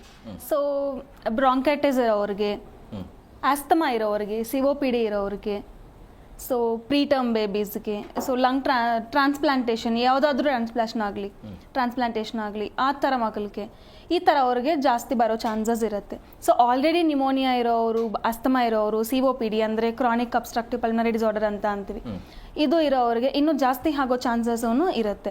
So ಎಕ್ಸಾಸಬೇಷನ್ of bronchial asthma ಅಂತೀವಿ ನಾವು. ಅದು ಇವಾಗ HMPV ವೈರಸಲ್ಲೇ ಬರುತ್ತೆ ಅಂತ ಇಲ್ಲ, ಅದು ನಾರ್ಮಲ್ ಆಗಿ ಇರೋವ್ರಿಗೂ ಬರ್ಬೋದು, ಆಸ್ತಮಾ ಇರೋವ್ರಿಗೆ ಬರ್ಬೋದು. ಸೊ ಆ ಥರ ಇರೋರು ICU ಅಲ್ಲಿ ಅಡ್ಮಿಷನ್ ಆಗೋಗೆ ಚಾನ್ಸಸ್ ಇರುತ್ತೆ. ಸೊ ಈ ಥರ ಅವ್ರಿಗೆ ಸಿಮ್ಟಮ್ಸ್ ಹೆಂಗಿರುತ್ತೆ ಅಂದರೆ ಸೇಮ್ ಕೋಲ್ಡು, ಕಫು ಈ ಥರ, ಬಟ್ ಶಾರ್ಟ್ನೆಸ್ ಆಫ್ ಬ್ರೀತ್, ಉಸಿರಾಡೋಕ್ಕೆ ಸ್ವಲ್ಪ ಕಷ್ಟ ಆಗೋದು, ಈ ಥರ ಇರೋವ್ರಿಗೆ ಜಾಸ್ತಿ ಕಾಂಪ್ಲಿಕೇಶನ್ ಇದೆ. ಸೊ ಈ ಥರ ಇರೋರು ಸ್ವಲ್ಪ ಪ್ರಿಕಾಷನ್ಸ್ ತಗೊಂಡು ಹ್ಯಾಂಡ್ ವಾಶ್ ಜಾಸ್ತಿ ಮಾಡ್ಕೊಳ್ಳೋದು, ಇನ್ನು ಹೈಡ್ರೇಷನ್ ಆಗೋದು ಅಂದರೆ ವಾಟರ್ ಜಾಸ್ತಿ ಕುಡಿಯೋದು, ಈ ಥರ ಪ್ರಿವೆಂಟಿವ್ ಮೆಷರ್ಸ್ ಸೇಮ್ ಕೋವಿಡ್ ಥರ ತಗೊಂಡ್ರೆ ಸಾಕು. ಸುಮಿತ್ರಾ ಅವ್ರ, ಈಗ ಜನ ಒಪ್ಕೊಳ್ತಾರ ಇದನ್ನ, ಈಗ ಮತ್ತೆ ಮಾಸ್ಕ್ ಹಾಕೋಬೇಕು, ಮತ್ತೆ ನೀವು ಡಿಸ್ಟೆನ್ಸ್ನ ಮೇಂಟೈನ್ ಮಾಡಬೇಕು, ಲಾಕ್ಡೌನ್ ಮಾಡಬೇಕು ಅನಿವಾರ್ಯತೆ ಇದ್ದಾಗ ಇದನ್ನ ಒಪ್ಕೊಳ್ಳೋಕೆ ರೆಡಿ ಇದ್ದಾರಾ ಜನ? ನೀವು ರೆಡಿ ಇದ್ದೀರಾ? ಮೇಡಮ್ ಅಂತೂ ಹೇಳಲಿಲ್ಲ ಆಗಲೇ, ನಿಮ್ಮ ಅನಿಸಿಕೆ? ಒಂದು ಫೇಸಲ್ಲಿ ನಾವು ನೋಡಿದ್ದೀವಿ ಕೋವಿಡಲ್ಲಿ ಎಂಥ ಎಂಥ ಸಿವಿಯಾರಿಟಿ ಇತ್ತು, ಡೆತ್ ಎಷ್ಟಾಯಿತು. ಸೊ ಪೀಪಲ್ ಈಗ ಸ್ವಲ್ಪ ಟ್ಯೂನ್ ಆಗಿದ್ದಾರೆ ಅದಕ್ಕೆ. It's not like something sudden ಆಗಿ ಬಂದಂಗೆ. ಸೊ ಮೋಸ್ಟ್ಲಿ ಆ ಸ್ಥಿತಿ ರೀಚ್ ಆದರೆ, ಈಗ ಆ ಸ್ಥಿತಿ ರೀಚ್ ಆಗ್ಬೋದು ಅಂತ ಹೇಳೋದು ಕಷ್ಟ ಬರುತ್ತೆ, ಬಟ್ ಡೆಫಿನೆಟ್ಲಿ ಆ ಸ್ಥಿತಿ ಏನಾದರೆ ರೀಚ್ ಆಯಿತು ಅಂದರೆ people will be okay to back. At least one phase ನೋಡಿದ್ದೀವಿ ಒಂದು. ಸೊ ಪ್ರಿಪೇರ್ಡ್ನೆಸ್ ಇದೆ ಈಗ.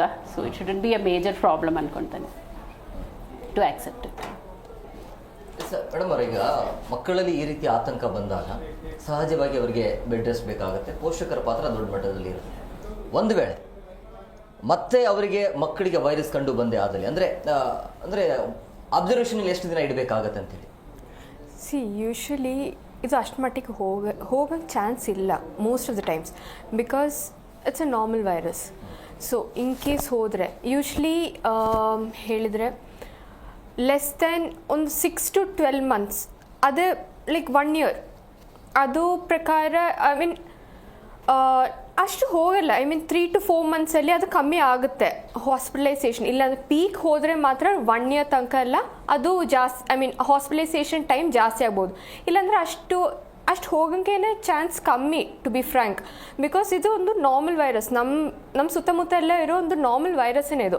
ಅಷ್ಟು ಸಿವಿಯರಿಟಿ ಬರೋ ಚಾನ್ಸ್ ನಮಗೆ ಕಮ್ಮಿ. ಇನ್ ಕೇಸ್ ಬಂದ್ರೂ 3 months, ಇಲ್ಲಾಂದರೆ ಒಂದು ತುಂಬ ಸಿವಿಯರ್ ICU ಆಕ್ಸಿಜನ್ ರಿಕ್ವೈರ್ಮೆಂಟ್ ಅದೆಲ್ಲ ಆದರೆ ಒಂದು 1 year ತನಕ ಎಲ್ಲ, ಲೈಕ್ ಫುಲ್ ಕಂಪ್ಲೀಟ್ ಹಾಸ್ಪಿಟಲೈಸೇಷನ್ ಅಂತ ಅಲ್ಲ, ಆದರೂ ಅವ್ರಿಗೆ ಅಬ್ಸರ್ವೇಷನ್ ಎಲ್ಲ ಬೇಕಾಗುತ್ತೆ. ನೀವು ಹೇಳ್ತಾ ಇದ್ರಿ ಇದು ನಾರ್ಮಲ್, ಅಷ್ಟೊಂದು ಆ ಹಂತಕ್ಕೆ ಹೋಗಲ್ಲ ಅಂತ ಹೇಳ್ಬಿಟ್ಟು ನಮ್ಮ ರಾಜಕಾರಣ ವ್ಯವಸ್ಥೆ ಸರಿ ಇಲ್ಲ, ಎಲ್ಲಿ ಬೇಕಾದರೂ ತಗೊಂಡು ಹೋಗ್ಬಿಡ್ತಾರೆ.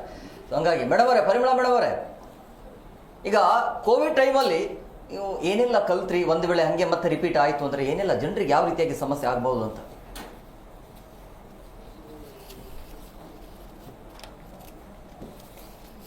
ಮೇಡಮ್ ವಾಯ್ಸ್ ಬರ್ತಾ ಇಲ್ಲ, ಮ್ಯೂಟ್ ಆಗಿದೆ ಅನ್ಸುತ್ತೆ. ಜನಸಂಖ್ಯೆ ನಮ್ದು ಅತಿಯಾದ ಒಂದು ಜನಸಂಖ್ಯೆ ಇರೋ ಒಂದು ದೇಶ ತಾನೇ ನಮ್ದು. ಹಾಗಾಗಿ ಎಲ್ಲಾ ಕಡೆ ಮತ್ತೆ ಒಂದು ಯೂನಿಫಾರ್ಮ್ ಆಗಿ ಹೆಲ್ತ್ ಇದನ್ನ ನಾವು ಕೊಡ್ಬೇಕು ಆರೋಗ್ಯದ ಬಗ್ಗೆ ಅಂದ್ರೆ ತುಂಬಾ ಕಷ್ಟ ಇದಿದೆ. ಯಾಕಂದ್ರೆ ನಾವು ಅದಕ್ಕೆ ಪ್ರಿಪೇರ್ಡ್ ಇರ್ಬೇಕು. ನಾವು ಪ್ರಿಪೇರ್ಡ್ ಆದ್ರೆ ಒಳ್ಳೇದು. ಯಾಕೆಂದ್ರೆ ಇವಾಗ ಎಲ್ಲರೂ ಜನ ಅದನ್ನ ಮರ್ತು ಬಿಟ್ಟಿದ್ದಾರೆ. ನಮ್ಗೆ ಹಿಂಗಿತ್ತು, ಪ್ಯಾಂಡಮಿಕ್ ಬಂದಿತ್ತು. ಈಗ ಮಾಸ್ಕ್ ಈಗ ನಾವೆಲ್ಲರೂ ಇವಾಗ್ಲೂ ಹಾಕ್ತಿವಪ್ಪ. ನಾವ್ ಇವಾಗ ಯಾವ್ದು ಮದುವೆ ಮನೆಗೆ ಹೋದ್ರು ನಮ್ಮನ್ನ ನೋಡಿ ನಕ್ರು ನಾ ಮಾಸ್ಕ್ ಹಾಕೊಂಡೇ ಇರ್ತೀನಿ. ಯಾಕೆಂದ್ರೆ ಮಾಸ್ಕ್ ಹಾಕೋದ್ರಿಂದ ತುಂಬಾ ಈ ಡ್ರಾಪ್ಲೆಟ್ ಇನ್ಫೆಕ್ಷನ್ ಕಡಿಮೆ ಆಗುತ್ತೆ. ಸೊ ಆ ಪ್ರಿಪೇರ್ಡ್ನೆಸ್ ನಮ್ಮ ಜನದಲ್ಲಿ ತನಗೆ ತಾನೇ ಬರಬೇಕು. ಇವಾಗ ಮತ್ತೆ ಅಲ್ಲಿ ಒಂದು ಕಂಟ್ರಿನಲ್ಲಿ ನಡೀತಾ ಇದೆ ಅಂದಾಗ ನಮ್ಮಲ್ಲಿ ಬಂದಾಗ ನಾವು ನೋಡ್ಕೊಳ್ಳೋಣ ಅನ್ನೋದ್ ಬದಲು ನಾವು ಮುಂಜಾಗ್ರತೆ ತಗೋಬೇಕು, ಆ ಪ್ರಿಪೇರ್ಡ್ನೆಸ್ಗೆ ರೆಡಿ ಆಗ್ಬೇಕು. ಈಗ ಜಪಾನ್ ಅಂತ ದೇಶದಲ್ಲಿ ಮೊದ್ಲಿಂದಾನೇ ಚಿಕ್ಕವರಿದ್ದಾಗಿಂದಾನೇ ನಾವೆಲ್ಲ ಬಟ್ಟೆ ಹಾಕೋದ್ರ ತರಾನೇ ಅವ್ರು ಒಂದು ಮಾಸ್ಕ್ ಹಾಕೋದು ಒಂದು ಕಾಮನ್ ಅವ್ರದ್ದು. ಅದರಿಂದ ಅವರಿಗೆ ಒಂದೊಂದ್ಸರಿ ಇನ್ಫೆಕ್ಷನ್ಗಳು ಕಡಿಮೆ ಇದೆಯೋನೋ ಅದು ಬೇರೆ ವಿಷಯ. ಸೊ ನಾವು ಕೈ ತೊಳೆಯೋದಾಗ್ಲಿ, ಮಾಸ್ಕ್ ಹಾಕೋದಾಗ್ಲಿ, ಐಸೋಲೇಷನ್, ಎಸ್ಪೆಷಲಿ ಈಗ ಮನೆಯಲ್ಲಿ ಯಾರಿಗಾರ ಕಾಫ್ ಗೀಫ್ ಬಂದಿದ್ರೆ, ಸಾಧಾರಣವಾಗಿ ಕಾಫು ಕೋಲ್ಡ್ ಮಕ್ಕಳು ಸ್ಕೂಲಿಂದ ತಗೊಂಡ್ ಬರ್ತಾರೆ, ಎಲ್ಲ ಹೋದಲ್ಲಿಂದ ಊರು ಕೇರಿಂದ ಬಂದಾಗ ಬಂದ್ಬಿಡುತ್ತೆ. ತಕ್ಷಣನೇ ಎಲ್ಲರೂ ಆದಷ್ಟು ಅವ್ರನ್ನ ಒಂದು 24 hours ಐಸೋಲೇಷನ್ ಮನೆಯಲ್ಲೇ ಮಾಡ್ಕೊಳ್ಳೋದನ್ನ ಶುರು ಮಾಡ್ಕೋಬೇಕು. ಅದನ್ ಬಿಟ್ಟು ಸುಮ್ನೆ ಏನ್ ಪರವಾಗಿಲ್ಲ ಅಂತಂದು ಒಂದು ಉಡಾಫೆಯಿಂದ ಹಾಗೇನೆ ಇದ್ ಮಾಡೋದು ಅದೆಲ್ಲ ತಪ್ಪು. ಸೊ ಐಸೋಲೇಷನ್, ಆಮೇಲೆ ಫಸ್ಟ್ ಯಾವುದೇ ವೈರಸ್ ಆಗ್ಲಿ ಫಸ್ಟ್ 7 days ತುಂಬಾನೇ ಅದ್ರ ಒಂದು ವಿರಾಣುವಿನ ಒಂದು ಇದಿರುತ್ತೆ, ಅತಿಕ್ರಮವಾಗಿ ಅದು ಸ್ಪ್ರೆಡ್ ಆಗ್ತಾ ಇರುತ್ತೆ. ಸೊ ಅದನ್ನ ಅಟ್ಲೀಸ್ಟ್ ಒಂದು ಫಸ್ಟ್ 1 week 10 days ತುಂಬಾ ಮುಂಜಾಗ್ರತೆಯಾಗಿ ಎಲ್ಲರೂ ಹುಷಾರಾಗಿದ್ದು ಒಂದು ಕಾಮನ್ ಆಗಿ ಒಂದು ಅನಾಲ್ಜಿಸಿಕ್ಕೋ ಟ್ಯಾಬ್ಲೆಟ್ನೋ ಏನೋ ಮನೆಯಲ್ಲೇ ತಗೊಳ್ಳುವಂತ ಕೆಲವು ಔಷಧಿಗಳು ಇರುತ್ತೆ ತಾನೆ. ನಾವು ಪ್ಯಾರಾಸಿಟಮಾಲು ಮತ್ತೆ ಸ್ಟೀಮ್ ಇನ್ಹಲೇಷನ್ ಎಲ್ಲ ತಗೋತೀವಿ, ವೈಟಮಿನ್ ಸಿ ಎಲ್ಲ ಮಾಡ್ಕೊಂಡು ಅವರು ಅದಕ್ಕೆ ರೆಡಿ ಆಗ್ಬೇಕು ಹೊರತು ಹೆದರ್ಕೊಂಡು ಕುತ್ಕೊಳ್ಳೋದ್ರೊಳಗೆ ಏನೂ ಅರ್ಥ ಇಲ್ಲ. ಇದು ಗೊತ್ತಾಯ್ತಲ್ಲ. ಮತ್ತೆ ಬೇರೆ ನಮ್ಮ ಡಾಕ್ಟರ್ಗಳು ಹೇಳ್ತಾ ಇರಂಗೆ ನಮ್ದು ಒಂದು ಊಹೆ ಏನಂದ್ರೆ ಇದು ಹಿಂಗ್ ಬಂತು ಹಿಂಗ್ ಹೋಯ್ತು, ಬಂದ ಪುಟ್ಟ ಹೋದ ಪುಟ್ಟ ಅಂತ ಆದ್ರೆ ಸಾಕು ಅನ್ನೋದು ಎಲ್ಲರ ಬಯಕೆ. ಬಟ್ ನೀವ್ ಈಗ ತಾನೇ ಒಂದ್ ಹೇಳಿದ್ರಿ ನಮ್ಮ ದೇಶದಲ್ಲಿ ಯಾವ ರೀತಿ ಯಾವ್ದನ್ನ ತಗೊಂಡು ಹೋಗ್ತಾರೋ ಅಂತ ಅನ್ನೋದು, ಅದು ಕೂಡ ಭಯ ನಮ್ಮಲ್ಲಿ ಎಲ್ಲರಲ್ಲೂ ಇದೆ. ಯಾಕೆ ನಮ್ಮಲ್ಲಿ ಈ ಜನಸಂಖ್ಯೆನೇ ನಮ್ಗೆ ಒಂದೊಂದ್ಸರಿ ತುಂಬಾ ಕಷ್ಟ. ಅದರಿಂದ ನಮ್ಗೆ ಇಷ್ಟಿರೋದು ಇಷ್ಟು ಸ್ಪ್ರೆಡ್ ಆಗೋ ಚಾನ್ಸ್ ಇರುತ್ತೆ. ಮತ್ತೆ ಯಾರು ಫಾಲೋ ಮಾಡೋದಿಲ್ಲ ರೂಲ್ಸ್ನ, ಅಲ್ವೇ? ಇನ್ಮೇಲಂತ ಫಾಲೋ ಮಾಡೋದಿಲ್ಲ. ನಾನು ಧೈರ್ಯವಾಗಿನೇ ಹೇಳ್ತೀನಿ, ಇನ್ಮೇಲೆ ಯಾರು ಫಾಲೋ ಮಾಡೋದಿಲ್ಲ. ಸರ್ಕಾರ ಏನೇ ರೂಲ್ಸ್ ಮಾಡಿದ್ರು ಕೂಡ ನಮ್ಗೆ ಬೇಕಿಲ್ಲ, ಬೇಕಾದ್ರೆ ನಾವು ಸತ್ತು ಹೋಗ್ತೀವಿ, ನಮ್ಗೆ ಯಾವುದು ಅಂಟೋದಿಲ್ಲ ಅನ್ನೋ ಥರನೇ ಇರ್ತಾರೆ. ಯಾಕಂದ್ರೆ ಈಗಾಗಲೇ ನನಗೆ ಈ ಪೋಸ್ಟರ್ ಹಾಕಿದ ಮೇಲೆ ಸುಮಾರು ಜನ ಫೋನ್ ಮಾಡಿದ್ರು, ನನಗೆ ಕೆಲಸ ಇಲ್ಲ ನಿಮಗೆ.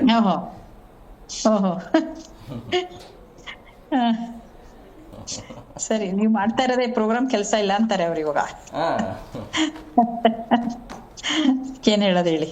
ನಿಮ್ಮನ್ನ ನೀವು ಆಕ್ಚುಲಿ ಅವರಿಗೆ ಒಂದು ಮುಂಜಾಗ್ರತೆ ಕೊಡ್ತಾ ಇದ್ದೀರಾ, ಅದನ್ನ ಅವ್ರು ತಗೊಳಕ್ ರೆಡಿ ಇಲ್ಲ. ಯಾವಾಗ್ಲೂ ಅಷ್ಟೇ, ಮೊದ್ಲೇ ಇಲ್ಲ ಅಂತಾರೆ, ಆಮೇಲೆ ನಮ್ಮನ್ನ ನೀವು ಎಚ್ಚರಿಸ್ಬೇಕಾಗಿತ್ತು ಅಂತ ಅನ್ನೋದನ್ನು ಅವರಿಂದನೇ ಬರುತ್ತೆ. ಏನು ಮಾಡಕ್ ಆಗೋದಿಲ್ಲ. ಮೇಡಮ್, ಇದಕ್ಕೆಲ್ಲ ಮನೆಯ ಮದ್ದುಗಳು ಹೇಗಿರ್ಬೇಕು ಅಂತೇಳಿ ರಕ್ಷೆ ಸೆಟ್ ಸರ್, ನಮಸ್ಕಾರ. ಮನೆಯ ಮದ್ದುಗಳು ಹೇಗಿರ್ಬೇಕು ಸರ್ ಇದಕ್ಕೆಲ್ಲ? ನೋಡಿ, ಐ ಥಿಂಕ್ ಮನೆ ಮದ್ದುಗಳು ಅಂತಂದ್ರೆ ನೀವು ಜಿಂಕ್ ಸಪ್ಲಿಮೆಂಟ್ಸ್ ತಗೊಳ್ಬಹುದು, ನೀವು ವಿಟಮಿನ್ ಸಿ ಸಪ್ಲಿಮೆಂಟ್ಸ್ ತಗೊಳ್ಬಹುದು. ಮನೇಲಿ ಕಷಾಯ ಮಾಡ್ತಿರಲ್ಲ, ಅದರಲ್ಲೂ ಸ್ವಲ್ಪ ಆಂಟಿವೈರಲ್ ಪ್ರಾಪರ್ಟೀಸ್ ಇರುತ್ತೆ. So honey is also helpful. ಇದನ್ನು ನಮ್ಮ ಈ ಕಷಾಯ ಮಾಡೋದ್ರಿಂದ ಅದ್ರಲ್ಲಿ ಲಾಟ್ ಆಫ್ ಆಂಟಿವೈರಲ್ ಪ್ರಾಪರ್ಟೀಸ್ ಇರುತ್ತೆ. That is quite helpful. ಅದನ್ನ ಯೂಸ್ ಮಾಡ್ಕೊಳ್ಬಹುದು. ಮತ್ತೆ ನಾನು ಹೇಳ್ದಂಗೆ there are lot of vitamin C supplements, ಅದನ್ನು ನಾವು ತಗೊಳ್ಬಹುದು. ಮತ್ತೊಂದು ಅಕಾನೇಶಿಯಾ ಅಂತ ಒಂದು ಪ್ರಾಡಕ್ಟ್ ಬರುತ್ತೆ, ಅದು that's also a herbal medicine that also has some amount of antiviral properties, ಅದನ್ನು ತಗೊಳ್ಬಹುದು. ಅಂದ್ರೆ ಏನ್ ಆತಂಕ ಇಲ್ವಲ್ಲ ಈಗ ಚೀನಾದಲ್ಲಿ, ಅದು ಅಲ್ಲಿ ಕಾಣಿಸಿಕೊಂಡಿರಬಹುದು, ಬಟ್ ಆತಂಕ ಪಡುವಂಥದ್ದು ಏನಿಲ್ಲ. ಅಬ್ಸಲ್ಯೂಟ್ಲಿ. ಐ ಥಿಂಕ್ ನಿಮ್ಮ ಪ್ರೋಗ್ರಾಮ್ ಜನರಿಗೆ ಮುನ್ನೆಚ್ಚರಿಕೆ ಕೊಡುವಂಥದ್ದು, ಆತಂಕ ಪಡಿ ಭಯ ಪಡುವಂಥದ್ದು ಸದ್ಯಕ್ಕೆ ಆ ಥರ ಏನು ಇನ್ಫಾರ್ಮೇಶನ್ ಇಲ್ಲ. ಬಟ್ ಬೇಸಿಕಲಿ ಈ ಟೈಮಲ್ಲಿ ಸ್ವಲ್ಪ ಮುನ್ನೆಚ್ಚರಿಕೆ ವಹಿಸುವಂಥದ್ದು ನೀವು ಹೇಳ್ತಾ ಇದ್ದೀರಲ್ವಾ, ಸ್ವಲ್ಪ hand hygiene, mask, sanitiser use ಮಾಡೋದು, ದೋಸ್ ಆರ್ ಗುಡ್ ಪ್ರಾಕ್ಟೀಸಸ್. ನಾವು ಕಲ್ತ್ಕೊಂಡಿರೋದನ್ನು ಯೂಸ್ ಮಾಡಿದ್ರೆ ಇಂಥ ಕಾಯಿಲೆಗಳು ತನ್ನಿಂತಾನಾಗೆ ಅಷ್ಟು ಸಿವಿರಿಟಿಲಿ ಸ್ಪ್ರೆಡ್ ಆಗಲ್ಲ ಅನ್ನೋ. ಎಸ್ ಭಾವನಾ ಮೇಡಮ್ ಅವರು, ಈಗ ಕಳೆದ ಬಾರಿ ಒಂದು ವ್ಯಾಕ್ಸಿನ್ ತಗೊಂಡಾಗ ಬೇರೆ ಬೇರೆ ರೀತಿ ಅದು ಸೃಷ್ಟಿ ಆಯಿತು. ಅಂದರೆ ಹಾರ್ಟ್ ಅಟ್ಯಾಕ್ ಆಗೋದಕ್ಕೆ ಅದೇ ವ್ಯಾಕ್ಸಿನ್ ಕಾರಣ, ಮತ್ತು ಎಕ್ಸ್ಪೈರ್ ಆಗಿದ್ದು ಅಂತಲೂ ಕೂಡ ಆರೋಗ್ಯ ಇಲಾಖೆ ಒಪ್ಕೊಂಡಿತ್ತು. ಒಂದು ವೇಳೆ ಮತ್ತೆ ಹೆಂಗೆ ರಿಪೀಟ್ ಆಯಿತು ಅಂತಂದರೆ ಇದಕ್ಕೆ ಯಾರು ಹೊಣೆ ಅಂತೇಳಿ? ಸೊ ಈ HMPV ವೈರಸ್ಗೆ ವ್ಯಾಕ್ಸಿನೇಷನ್ ಆ ಥರ ಯಾವುದು ಬಂದೇ ಇಲ್ಲ ಇನ್ನು.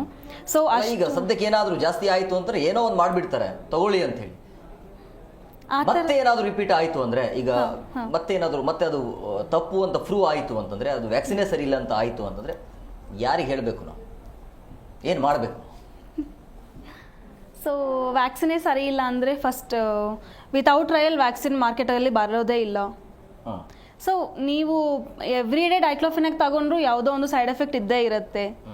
ಸೊ ಒಂದೊಂದು ವ್ಯಾಕ್ಸಿನೇಷನ್ಗೆ ಒಂದೊಂದು ಸೈಡ್ ಎಫೆಕ್ಟ್ ಅದು ಕಾಮನ್ನೇ.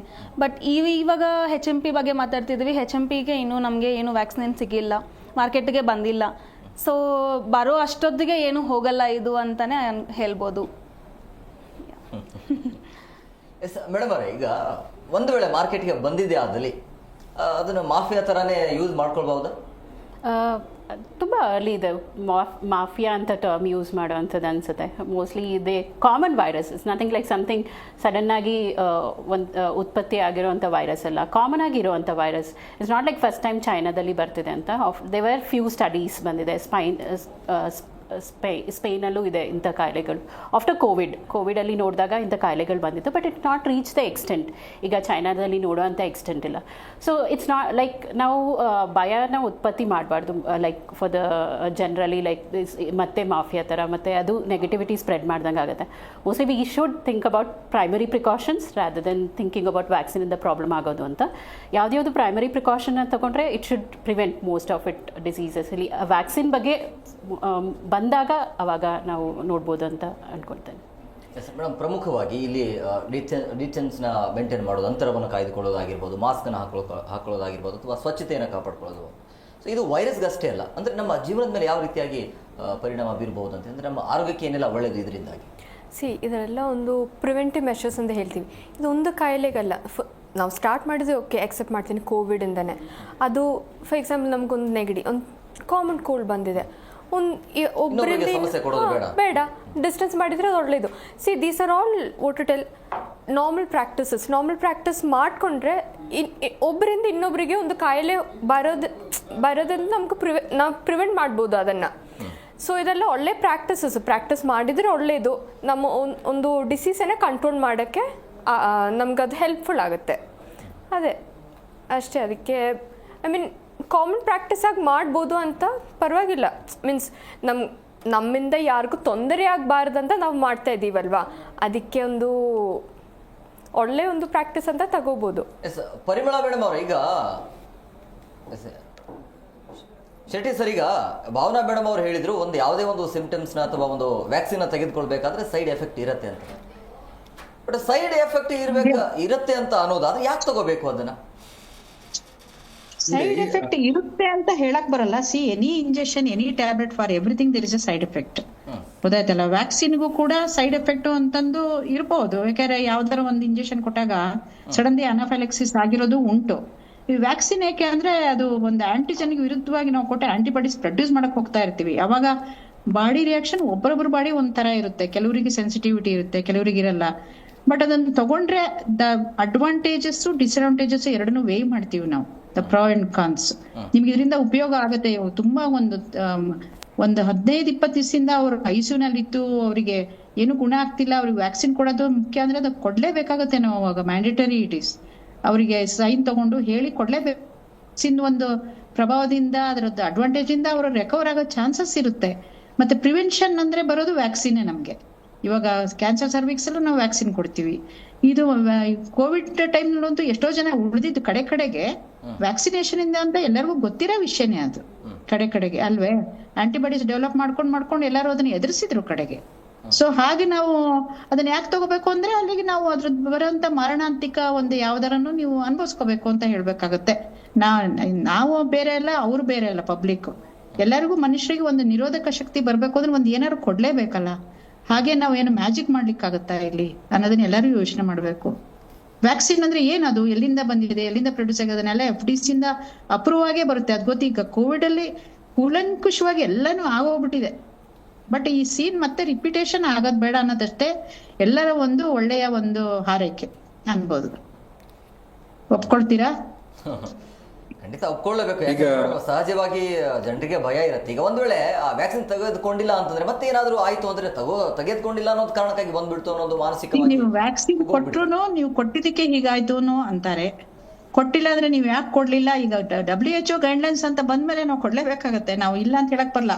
ತಗೊಳ್ಳಿಲ್ಲ ಅಂದ್ರೆ ಅವ್ರು ರೆಫ್ಯೂಸ್ಡ್ ಅಂತ ಬರ್ದು ಹೋಗ್ಬೇಕಾಗತ್ತೆ ಅಷ್ಟೇ. ಕನ್ಸೆಂಟ್ ಫಾರ್ಮ್ಸ್ ಇರುತ್ತೆ, ರೆಫ್ಯೂಸ್ಡ್ ಅಂತ ಬರ್ಸ್ಕೊತಾರೆ ಅಷ್ಟೇ. Positive ಈಗ ಎಷ್ಟೋ ಸರಿ ಇರುತ್ತೆ. ಫ್ಲೂ ಟೈಮ್ ವ್ಯಾಕ್ಸಿನೇಷನ್ ಇಲ್ಲೂ ನಾವೆಲ್ಲರೂ ತಗೋತಿರ್ತೀವಿ doctors. I mean corporate hospital ಇಲ್ಲಿ ಫ್ಲೂ ಬ್ರೇಕ್ ಡೌನ್ ಆದ ತಕ್ಷಣ ವ್ಯಾಕ್ಸಿನೇಷನ್ ತಗೊಳ್ಳೋದು ಕಾಮನ್.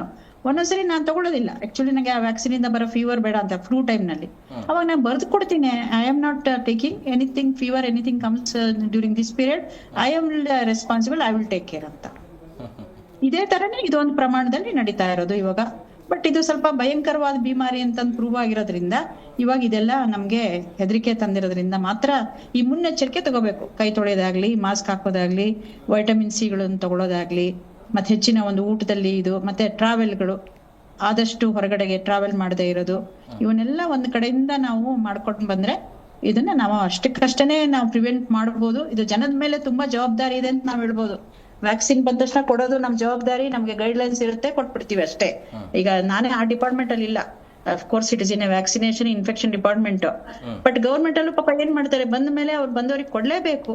ಕೊಟ್ಟ ತಕ್ಷಣ ಹಂಗಾಯ್ತು ಹಿಂಗಾಯ್ತು ಅನ್ನೋ ಬದಲು ಅವರೇ ಯೋಚನೆ ಮಾಡಿ ಅದನ್ನ ತಗೋಬೇಕು, ಇಲ್ಲ ಬರೆದು ಕೊಡ್ಬೇಕು. ಅಷ್ಟೇ ಇರೋದು ಇವಾಗ ಇಲ್ಲಿ. ಮುಂದಿನ ಹೆಚ್ಚಿನ ದಿನಗಳಲ್ಲಿ ನೋಡೋಣ ಯಾವ ರೀತಿ ಬರುತ್ತೆ ಅಂತ, ಅಲ್ವೇ? ಅದೇ ನಮಸ್ಕಾರ. ಆತಂಕ ಪಡಿಸೋದು ಬೇಡ, ಅದೇ ಮುಂಜಾಗ್ರತಾ ಕ್ರಮ ಇರ್ಲಿ ಅನ್ನೋದು ಅಷ್ಟೇ. ಅಷ್ಟೇ. ಎಲ್ಲ ಸಿಂಪ್ಟಮ್ಸ್ ಇರೋದು ಕಾಮನ್. ಶೆಟ್ಟಿ ಸರ್, ಈಗ ಪ್ರಮುಖವಾಗಿ ಕೇಂದ್ರ ಆರೋಗ್ಯ ಇಲಾಖೆ ಯಾವ ರೀತಿಯಾಗಿ ಎಚ್ಚೆತ್ಕೊಳ್ಬೇಕು ಅಂತ ಹೇಳಿ? ನೋಡಿ, ಈ ಕೇಂದ್ರ ಇಲಾಖೆಯವರು ಯೂಶುವಲಿ ಏನ್ ಮಾಡ್ತಾರೆ ಅಂತಂದ್ರೆ, ಈಗ ನೀವು ಹೇಳಿದ್ರೆ ಚೈನಾದಲ್ಲಿ ಔಟ್ ಬ್ರೇಕ್ ಆಗಿದೆ ಅಂತ. ಸೊ ಅದರ ಸಿವಿಯರಿಟಿ ಏನು, ಅದರ ಇಂಟೆನ್ಸಿಟಿ ಏನಾಗ್ತಾ ಇದೆ, ಹೆಲ್ತ್ ಕೇರ್ ಸಿಸ್ಟಮ್ ಅಲ್ಲಿ ಯಾವ ರೀತಿ ಪ್ರಭಾವ ಬೀಳ್ತಾ ಇದೆ ಅನ್ನೋದು ಅವ್ರು ಮಾನಿಟರ್ ಮಾಡ್ತಾ ಇರ್ತಾರೆ. ಅದು ಒಮ್ಮೆ ಮಾನಿಟರಿಂಗ್ ಆದ್ಮೇಲೆ ನಾವು ಡಿಸ್ಕಸ್ ಮಾಡಿದಂಗೆ WHO also does the same thing ಅಲ್ವಾ. ಸೊ ಇಂಥ ಇನ್ಫಾರ್ಮೇಶನ್ಗಳು ಎವ್ರಿ ಕಂಟ್ರೀಸ್ ಗಳಿಗೆ ಸ್ಪ್ರೆಡ್ ಮಾಡ್ತಾರೆ. ಆಮೇಲೆ ಲಾಸ್ಟ್ ಟೈಮ್ ಕೋವಿಡ್ ಎಲ್ಲ ಆದಂಗೆ ಟ್ರಾವೆಲ್ ಅನ್ನು ರಿಸ್ಟ್ರಿಕ್ಟ್ ಮಾಡಬೇಕು ಅನ್ನೋದು ನೋಡ್ಕೊಳ್ತಾರೆ ಯೂಶಲಿ. ಬಟ್ ನಮ್ಮ ಕಂಟ್ರಿ ದೇಶ ಪ್ರಿಪೇರ್ಡ್ನೆಸ್ ನಾವು ನೋಡ್ಕೊಳ್ಬೇಕಾಗುತ್ತೆ. ಸೊ ಗೌರ್ಮೆಂಟ್ ಸೆಕ್ಟರ್ಲಿ ಎಷ್ಟು ಬೆಡ್ಸ್ ಇದೆ, ICU ಬೆಡ್ಸ್ ಎಷ್ಟಿದೆ, ನಮ್ಮ ಕೆಪಾಸಿಟಿ ಯಾವ ರೀತಿ ಇದೆ. ಆಲ್ರೆಡಿ ಒಂದು ಎಕ್ಸ್ಪೀರಿಯನ್ಸ್ ಕೋವಿಡ್ ಇಂದ ಆದ್ರಿಂದ ಇದೇನು ಹೊಸ್ತಲ್ಲ. So I think I am sure they will be keeping a close watch. ಮತ್ತೆ ನೋಡಿ, ನೀವು ಈಗ ಒಂದು ವರ್ಲ್ಡ್ ವ್ಯಾಕ್ಸಿನ್ ಬಗ್ಗೆ ಹೇಳಿದಿರ, ಮೆಡಿಕಲ್ ಮಾಫಿಯಾ ಬಗ್ಗೆ ಎಲ್ಲ ಹೇಳ್ತಾ ಇದ್ದೀರಲ್ವಾ. See these things are generally misconception ನಾವು ತೆಗಿಬೇಕು. ಇಲ್ಲಾಂತಂದ್ರೆ ಪ್ರಾಬ್ಲಮ್ ಏನಾಗುತ್ತೆ ಅಂತಂದ್ರೆ, ಒಂದು ಎಫೆಕ್ಟಿವ್ ಟ್ರೀಟ್ಮೆಂಟ್ ಇದ್ದಾಗ ಅದನ್ನು ತಗೊಳ್ಳೋದೇ ತೊಂದರೆಯಿಂದ ಬೀಳುವ ಜಾಸ್ತಿ. ಈಗ ನೋಡಿ, ರೋಡ್ ಕ್ರಾಸ್ ಮಾಡಿದಾಗ ಆಕ್ಸಿಡೆಂಟ್ ಆಗುತ್ತೆ. ಸೊ ಅದಕ್ಕೆ ರೋಡ್ ಕ್ರಾಸ್ ಮಾಡೋದು ನಿಲ್ಲಿಸ್ತೀರಾ ನೀವು? ಸೈಡ್ ಎಫೆಕ್ಟ್ ಇದೆಯಪ್ಪ, ನಾನು ರೋಡ್ ಕ್ರಾಸ್ ಮಾಡಿದ್ರೆ ಸತ್ತೇ ಹೋಗ್ಬೋದು, ನಾನು ರೋಡೇ ಕ್ರಾಸ್ ಮಾಡಲ್ಲ ಅಂತಂದ್ರೆ. ಪ್ಲೇನಲ್ಲಿ ಹೋದ್ರೆ ಒಂದು ಕ್ರ್ಯಾಶ್ ಆಗಿ ಜನ ಸಾಯ್ತಾರೆ, ಪ್ಲೇನ್ ಸ್ಟಾಪ್ ಮಾಡ್ತೀವಿ ಹೋಗೋದು. ಟ್ರೈನಲ್ಲಿ ಹೋದ್ರೆ ಆಕ್ಸಿಡೆಂಟ್ ಆಗಿ ಟ್ರೈನಲ್ಲಿ ಹೋಗಿ ನಿಲ್ಲಿಸ್ತೀವಿ, ಕಾರ್ ಆಕ್ಸಿಡೆಂಟ್ ಆಗಿ ಕಾರಲ್ಲಿ ನಿಲ್ಲಿಸ್ತೀವಿ. So everything has a problem. But ಏನಂತಂದ್ರೆ ಅದರ benefit is far far far far more than a problem ಅಲ್ವಾ. ಸೊ ಎಲ್ಲೋ ಒಂದ್ ಕಡೆ ಆಕ್ಸಿಡೆಂಟ್ ಆಯ್ತು ಅನ್ನೋದು ನಾವು ಟ್ರಾವೆಲ್ ಮಾಡೋದು ನಿಲ್ಲಿಸ್ಬಿಟ್ರೆ ಹೇಗೆ? ಸೊ ಆ ರೀತಿನೇ ಯಾವುದೋ ಒಂದೆರಡು ಸೈಡ್ ಎಫೆಕ್ಟ್ಗಳು ಬರುತ್ತೆ ಅನ್ನೋದಕ್ಕೋಸ್ಕರ ನೀವು ಎಕ್ಸ್ಟ್ರೀಮ್ಲಿ ಎಫೆಕ್ಟಿವ್ ಟ್ರೀಟ್ಮೆಂಟ್ ಎದುರುಗಡೆ ಬಾವಿ ಇದ್ರು ಆ ಬಾವಿಯಲ್ಲಿ ಬಿದ್ದು ಹೊರಗೆ ಹೋಗಿ ಅಂತ. ಸೊ ಏನಾಗುತ್ತೆ ಅಂತಂದ್ರೆ ನೋಡಿ, ವ್ಯಾಕ್ಸಿನ್ ಯಾವಾಗ ಮಾಡ್ತೀವಿ ಅಂತಂದ್ರೆ ಆ ಕಾಯಿಲೆ ಡೈರೆಕ್ಟ್ ಇನ್ಫೆಕ್ಷನ್ ಬಂದಾಗ ಅದರಿಂದ ಸಾಯುವ ಚಾನ್ಸಸ್ ಪ್ರಮಾಣ ತುಂಬಾನೇ ಜಾಸ್ತಿ ಇದ್ರೆ then we create a vaccine. But ಆ ವ್ಯಾಕ್ಸಿನ್ ಅಲ್ಲಿ ನೋಡಿ ಏನಾಗುತ್ತೆ, ಫಾರ್ ಎಕ್ಸಾಂಪಲ್ ಇನ್ಫೆಕ್ಷನ್ ಕೋವಿಡ್ ಬಂತು ಅಂತ ಅಂದ್ಕೊಳ್ಳೋ, ನಾನು ಉದಾಹರಣೆ ಕೊಡ್ತಾ ಇರೋದು ನಿಮಗೆ. 100ರಲ್ಲಿ ಒಬ್ಬರಿಗೆ ಸೀರಿಯಸ್ ಆಗುತ್ತೆ ಅಂತ ಅಂದ್ಕೊಳ್ಳೋ, 1% ಮೈಟ್ ಡೈ. ಬಟ್ ವ್ಯಾಕ್ಸಿನ್ ಕೊಟ್ಟಾಗ out of 1 crore people, if 1% gets a problem, obviously advantage is for more than a complication ಅಲ್ವಾ. ಬಟ್ ಏನಾಗಿದೆ ಕೋವಿಡ್ ಟೈಮ್ ಅಲ್ಲಿ, I think the first time in the man kind entire population of the world went for a vaccine. ಜನರ ಸಂಖ್ಯೆ ಅಷ್ಟಿದೆ. So ಅವಾಗ ಏನಾಗುತ್ತೆ, ಒಂದೆರಡು side effects ಬಂದ್ರು, ಪೇಪರ್ಲೆಲ್ಲ front page ಬಂದು ಎಲ್ಲ ವ್ಯಾಕ್ಸಿನ್ ಹೆಂಗಾಯ್ತು ಹಂಗಾಯ್ತು ಅನ್ನೋದ್ರಿಂದ ಸುಮಾರು ಮಿಸ್ಕನ್ಸೆಪ್ಷನ್ ಸ್ಪ್ರೆಡ್ ಆಗುತ್ತೆ. So what on try to tell is, ಇಂಥ ವ್ಯಾಕ್ಸಿನ್ ಎಲ್ಲ ಬಂತು, ಅದರ ಕಾಂಪ್ಲಿಕೇಶನ್ಗಳ ಬಗ್ಗೆ ಎಲ್ಲ ಆಲೋಚನೆ ಮಾಡೋದು ಬಿಟ್ಟು ಅದರ ಬೆನಿಫಿಟ್ ಅನ್ನು ನೋಡ್ಕೊಳ್ಬೇಕಾಗುತ್ತೆ. ಯಾಕಂದ್ರೆ ಒಂದು ವ್ಯಾಕ್ಸಿನ್ ತಯಾರು ಮಾಡೋದು ಇಸ್ ನಾಟ್ ಅ ಜೋಕ್. ಅದರ ಹಿಂದೆ ಸುಮಾರು ಕೋಟಿ ಖರ್ಚು ಮಾಡಿ, ಸುಮಾರು ಇನ್ವೆಸ್ಟಿಗೇಷನ್ ಮಾಡಿ, ಸುಮಾರು ಸೈಂಟಿಸ್ಟ್ಗಳು ಇನ್ವಾಲ್ವ್ ಆಗಿ, ಸುಮಾರು ಲೆವೆಲ್ ಪಾಸ್ ಮಾಡಿ ಬರಬೇಕು. It just drug research and vaccine research is a very complicated, extremely difficult field. So that's a greatness of our modern science. ಅದನ್ನು ಸೆಲೆಬ್ರೇಟ್ ಮಾಡೋದು ಬಿಟ್ಟು ಅದರಲ್ಲೂ ನಾವು ತಪ್ಪು ಹುಡ್ಕೊಳ್ಳೋದು ಸರಿಯಲ್ಲ ಅಂತ ನನ್ನ ಭಾವನೆ. Yes, okay okay okay. Bhavana madam ಅವರು, ಈಗ ಕೊನೆಯದಾಗಿ ಮಕ್ಕಳು ಯಾವ ರೀತಿಯಾಗಿ ಎಚ್ಚೆತ್ಕೊಳ್ಬೇಕು, ಏನು ಹೇಳ್ತೀರಿ ಕೊನೆಯದಾಗಿ ಈ ವೈರಸ್ ಬಗ್ಗೆ ಅಥವಾ ಮಕ್ಕಳ ಬಗ್ಗೆ? ಮಕ್ಕಳಿಗೆ ಅದೇ ನಿಮ್ಮ ಕೊನೆಯ ರಿಯಾಕ್ಷನ್ ಏನು, ಅಂದ್ರೆ ಈ ವೈರಸ್ ಬಗ್ಗೆ ಏನು ಹೇಳ್ತೀರಿ? ಮಕ್ಕಳಾಗಿರ್ಬೋದು ಅಥವಾ ತಂದೆ ತಾಯಿ ಏನಾದರೂ ಒಂದು ಸಲಹೆ ಕೊಡೋದಾದ್ರೆ? ಓಕೆ, ಸ್ವಲ್ಪ ಪ್ರಿವೆಂಟಿವ್ ಮೆಷರ್ಸ್ ತಗೊಂಡ್ರೆ ಸಾಕಾಗತ್ತೆ. ಬೇರೆ ಅಷ್ಟೊಂದು ಜಾಸ್ತಿ ಇದಕ್ಕೂ ಇಷ್ಟೇ ತಗೋಬೇಕು ಅಷ್ಟೇ ತಗೋಬೇಕು, ಹಿಂಗೆ ಇರಬೇಕು ಹಂಗೆ ಇರಬೇಕು ಅಂತ ಏನೂ ಇಲ್ಲ. ಸೊ ಕೋವಿಡ್ ಟೈಮಲ್ಲಿ ನಾವು ಯಾವ್ಯಾವ ಥರ ಮೆಜರ್ಸ್ ತಗೊಂಡಿದ್ದೀವೋ ಅಷ್ಟು ತಗೊಂಡ್ರೆ ಸಾಕು. ಅದು ಅಡಲ್ಟ್ಸ್ಗಾಗಲಿ ಮಕ್ಕಳಿಗಾಗಲಿ ಯಾರಿಗಾದ್ರೂ ಆಗಲಿ. ಹೇಗೆ ನೋಡ್ತೀರಾ ಮೇಡಮ್, ಮುಂದೆ ಭಾರತದಲ್ಲಿ ಬರಬಹುದಾ ಹೇಗೆ ಅಂತ? ಇಟ್ಸ್ ಭಾರತದಲ್ಲಿ ಇದೆ. It's not like new virus. ನಾನು ಹೇಳ್ದಂಗೆ ನಾವು ಎಷ್ಟೋ ಮಕ್ಕಳಲ್ಲಿ ಇನ್ಫೆಕ್ಷನ್ ಇದ್ದಾಗ, ಲಂಗ್ ಇನ್ಫೆಕ್ಷನ್ ಇದ್ದಾಗ ಟೆಸ್ಟ್ ಮಾಡಿದ್ದೀವಿ, ಅದರಲ್ಲಿ ಹ್ಯೂಮನ್ ಮೆಟಾ ವೈರಸ್ನ ಐಸೋಲೇಟ್ ಮಾಡಿದ್ದೀವಿ. It's not like something new. ಇದೇ virus only that reached a pandemic. Covid also same thing.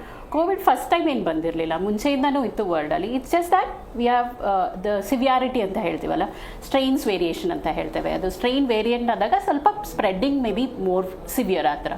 So ಈಗಿನ ಮೆಟಾನ್ಯೂಮೋ ವೈರಸ್ ಇಸ್ ಫೌಂಡ್ ಇನ್ 2001. ಅವಾಗಿಂದ ಇದೆ. It's nothing like something which is new ಆ ಥರ ಇದ್ದಾಗ. ಸೊ ಇದು ಸ್ಟ್ರೈನ್ ಏನಂದರೆ ವೇರಿಯಂಟ್ ಆಗಿ ರ್ಯಾಪಿಡಾಗಿ ಸ್ಪ್ರೆಡ್ ಆಗೋವಂಥ ಚಾನ್ಸಸ್ ಇದೆಯಾ? ಅದು very early to tell at this stage. We need certain studies to be done. ಅದೇ ಇವರು ಎಪಿಡಮಾಲಜಿಸ್ಟ್ ಅಂತ ಹೇಳ್ತೀವಿ, ಸ್ಟಡೀಸ್ ನೋಡಿಬಿಟ್ಟು ಅದರಿಂದ we can tell whether is spreading rapidly or not. Till then I think there's ತುಂಬ ಭಯಪಡೋ ಅಂಥದ್ದು ಏನೂ ಅವಶ್ಯಕತೆ ಇಲ್ಲ. ಸದ್ಯಕ್ಕೆ ಕಾಮನ್ ಕೋಲ್ಡ್ ಆಗಿ ಹೇಗೆ ಪ್ರಿಕಾಷನ್ಸ್ ತೆಗಿತೀರಾ, like we were preventing over crowded places ಆಗಲಿ, ಪ್ರಿವೆಂಟ್ ಆಗಲಿ. ನಿಮಗೆ ಕೋಲ್ಡ್ ಬಂದಾಗ ಬೇರೆಯವರಲ್ಲಿ ಕಾಂಟ್ಯಾಕ್ಟ್ನ ಪ್ರಿವೆಂಟ್ ಮಾಡ್ಬೋದು. ಮತ್ತು ಹ್ಯಾಂಡ್ ವಾಶ್, ಅದೇ ನಾವು ಹೇಳ್ದಂಗೆ ಅದನ್ನು ಪ್ರಿಕಾಷನ್ ತೊಗೊಂಡ್ರೆ ದಟ್ ಶುಡ್ ಬಿ ಎನಫ್ ಅನಿಸುತ್ತೆ ಈಗ ಮಟ್ಟಿಗೆ. ಎಸ್ ನಿಮಿಷ ಮೇಡಮ್, ಜನ ಏನು ಎಚ್ಚೆತ್ಕೊಳ್ಬೇಕು, ಯಾವ ರೀತಿಯಾಗಿ ಎಚ್ಚೆತ್ಕೊಳ್ಬೇಕು? ಇವ್ರು ಹೇಳಿದಾಗೇ ಸೋಷಿಯಲ್ ಡಿಸ್ಟೆನ್ಸಿಂಗ್, ಕೋಲ್ಡ್ ಬಂದಾಗ ಸ್ವಲ್ಪ ಪ್ರಿಕಾಷನ್ ಮಾಡ್ಕೊಳ್ಳಿ, ಹ್ಯಾಂಡ್ ಹೈಜೀನ್, ಮತ್ತು ನ್ಯೂಟ್ರಿಷನ್ ವೈಸ್ ಊಟ ಮಾಡ್ಕೊಳ್ಳಿ, ಇಮ್ಯುನಿಟಿ ಮೇಂಟೈನ್ ಮಾಡ್ಕೊಳ್ಳಿ, ಹೈಡ್ರೇಟೆಡ್ ಆಗಿರ್ಬೇಕು, ಚೆನ್ನಾಗಿ ನೀರು ಕುಡಿಬೇಕು. ಇದೆಲ್ಲ ಮಾಡಿಕೊಂಡ್ರೆ ಪ್ರಿವೆನ್ಷನ್ ಆಗುತ್ತೆ ಅಂತ. Yes yes, thank you very much. 5 ಜನಕ್ಕೂ ಇಷ್ಟೊತ್ತು ಕಾರ್ಯಕ್ರಮಕ್ಕೆ ಜಾಯ್ನ್ ಆಗಿದ್ದಕ್ಕೆ thank you very much. Yes, ನೋಡಿದ್ರಲ್ಲ ವೀಕ್ಷಕರೇ, ಪ್ರಮುಖವಾಗಿ ಈ ಕೋವಿಡ್ ಆದ ನಂತರ ಬಂದಿರುವಂಥ ವೈರಸ್ ಇದೆಯಲ್ಲ, ಈ ವೈರಸ್ಸು ಆತಂಕ ಪಡುವಂಥದ್ದು ಅಗತ್ಯತೆ ಏನಿಲ್ಲ. ಬಟ್ ಕೋವಿಡ್ ಟೈಮಲ್ಲಿ ಏನಿಲ್ಲ ಆಗಿತ್ತಲ್ಲ, ಮುಂಜಾಗ್ರತಾ ಕ್ರಮಗಳನ್ನು ಯಾವ ರೀತಿಯಾಗಿ ತೆಗೆದುಕೊಳ್ತಿದ್ರಲ್ಲ, ಅಂದರೆ ಮಾಸ್ಕ್ ಹಾಕೊಳ್ಳೋ ಆಗಿರ್ಬೋದು, ಅಥವಾ ಅಂತರವನ್ನು ಕಾಪಾಡ್ಕೊಳ್ಳೋದು, ಸ್ಯಾನಿಟೈಸರ್ನೇನು ಬಳಸ್ತಿದ್ರಲ್ಲ ಅದನ್ನೇ ಕಂಟಿನ್ಯೂ ಮಾಡಿ, ಅದೇನು ಸಮಸ್ಯೆ ಇಲ್ಲ. ಬಟ್ ಒಂದು ವಿಚಾರ ಏನು ಅಂತಂದರೆ, ನಮ್ಮ ದೇಶಕ್ಕೆ ಕಾಲು ಹಿಡದೇ ಇರಲಿ ಅಂತೇಳಿ ನೋಡೋಣ ಮುಂದಿನ ದಿನಮಾನಗಳಲ್ಲಿ ಏನೆಲ್ಲ ಆಗುತ್ತೆ ಅಂತೇಳಿ. ಇದಾಗಿತ್ತು ಇವತ್ತಿನ ವಿಶೇಷ. ಮತ್ತಷ್ಟು ಅಪ್ಡೇಟ್ಸ್ಗಾಗಿ ನೋಡ್ತಾ ಇರಿ ಜಿ ಕನ್ನಡ ನ್ಯೂಸ್. ಸತ್ಯವೇ ಸುದ್ದಿಯ ಜೀವಾಳ.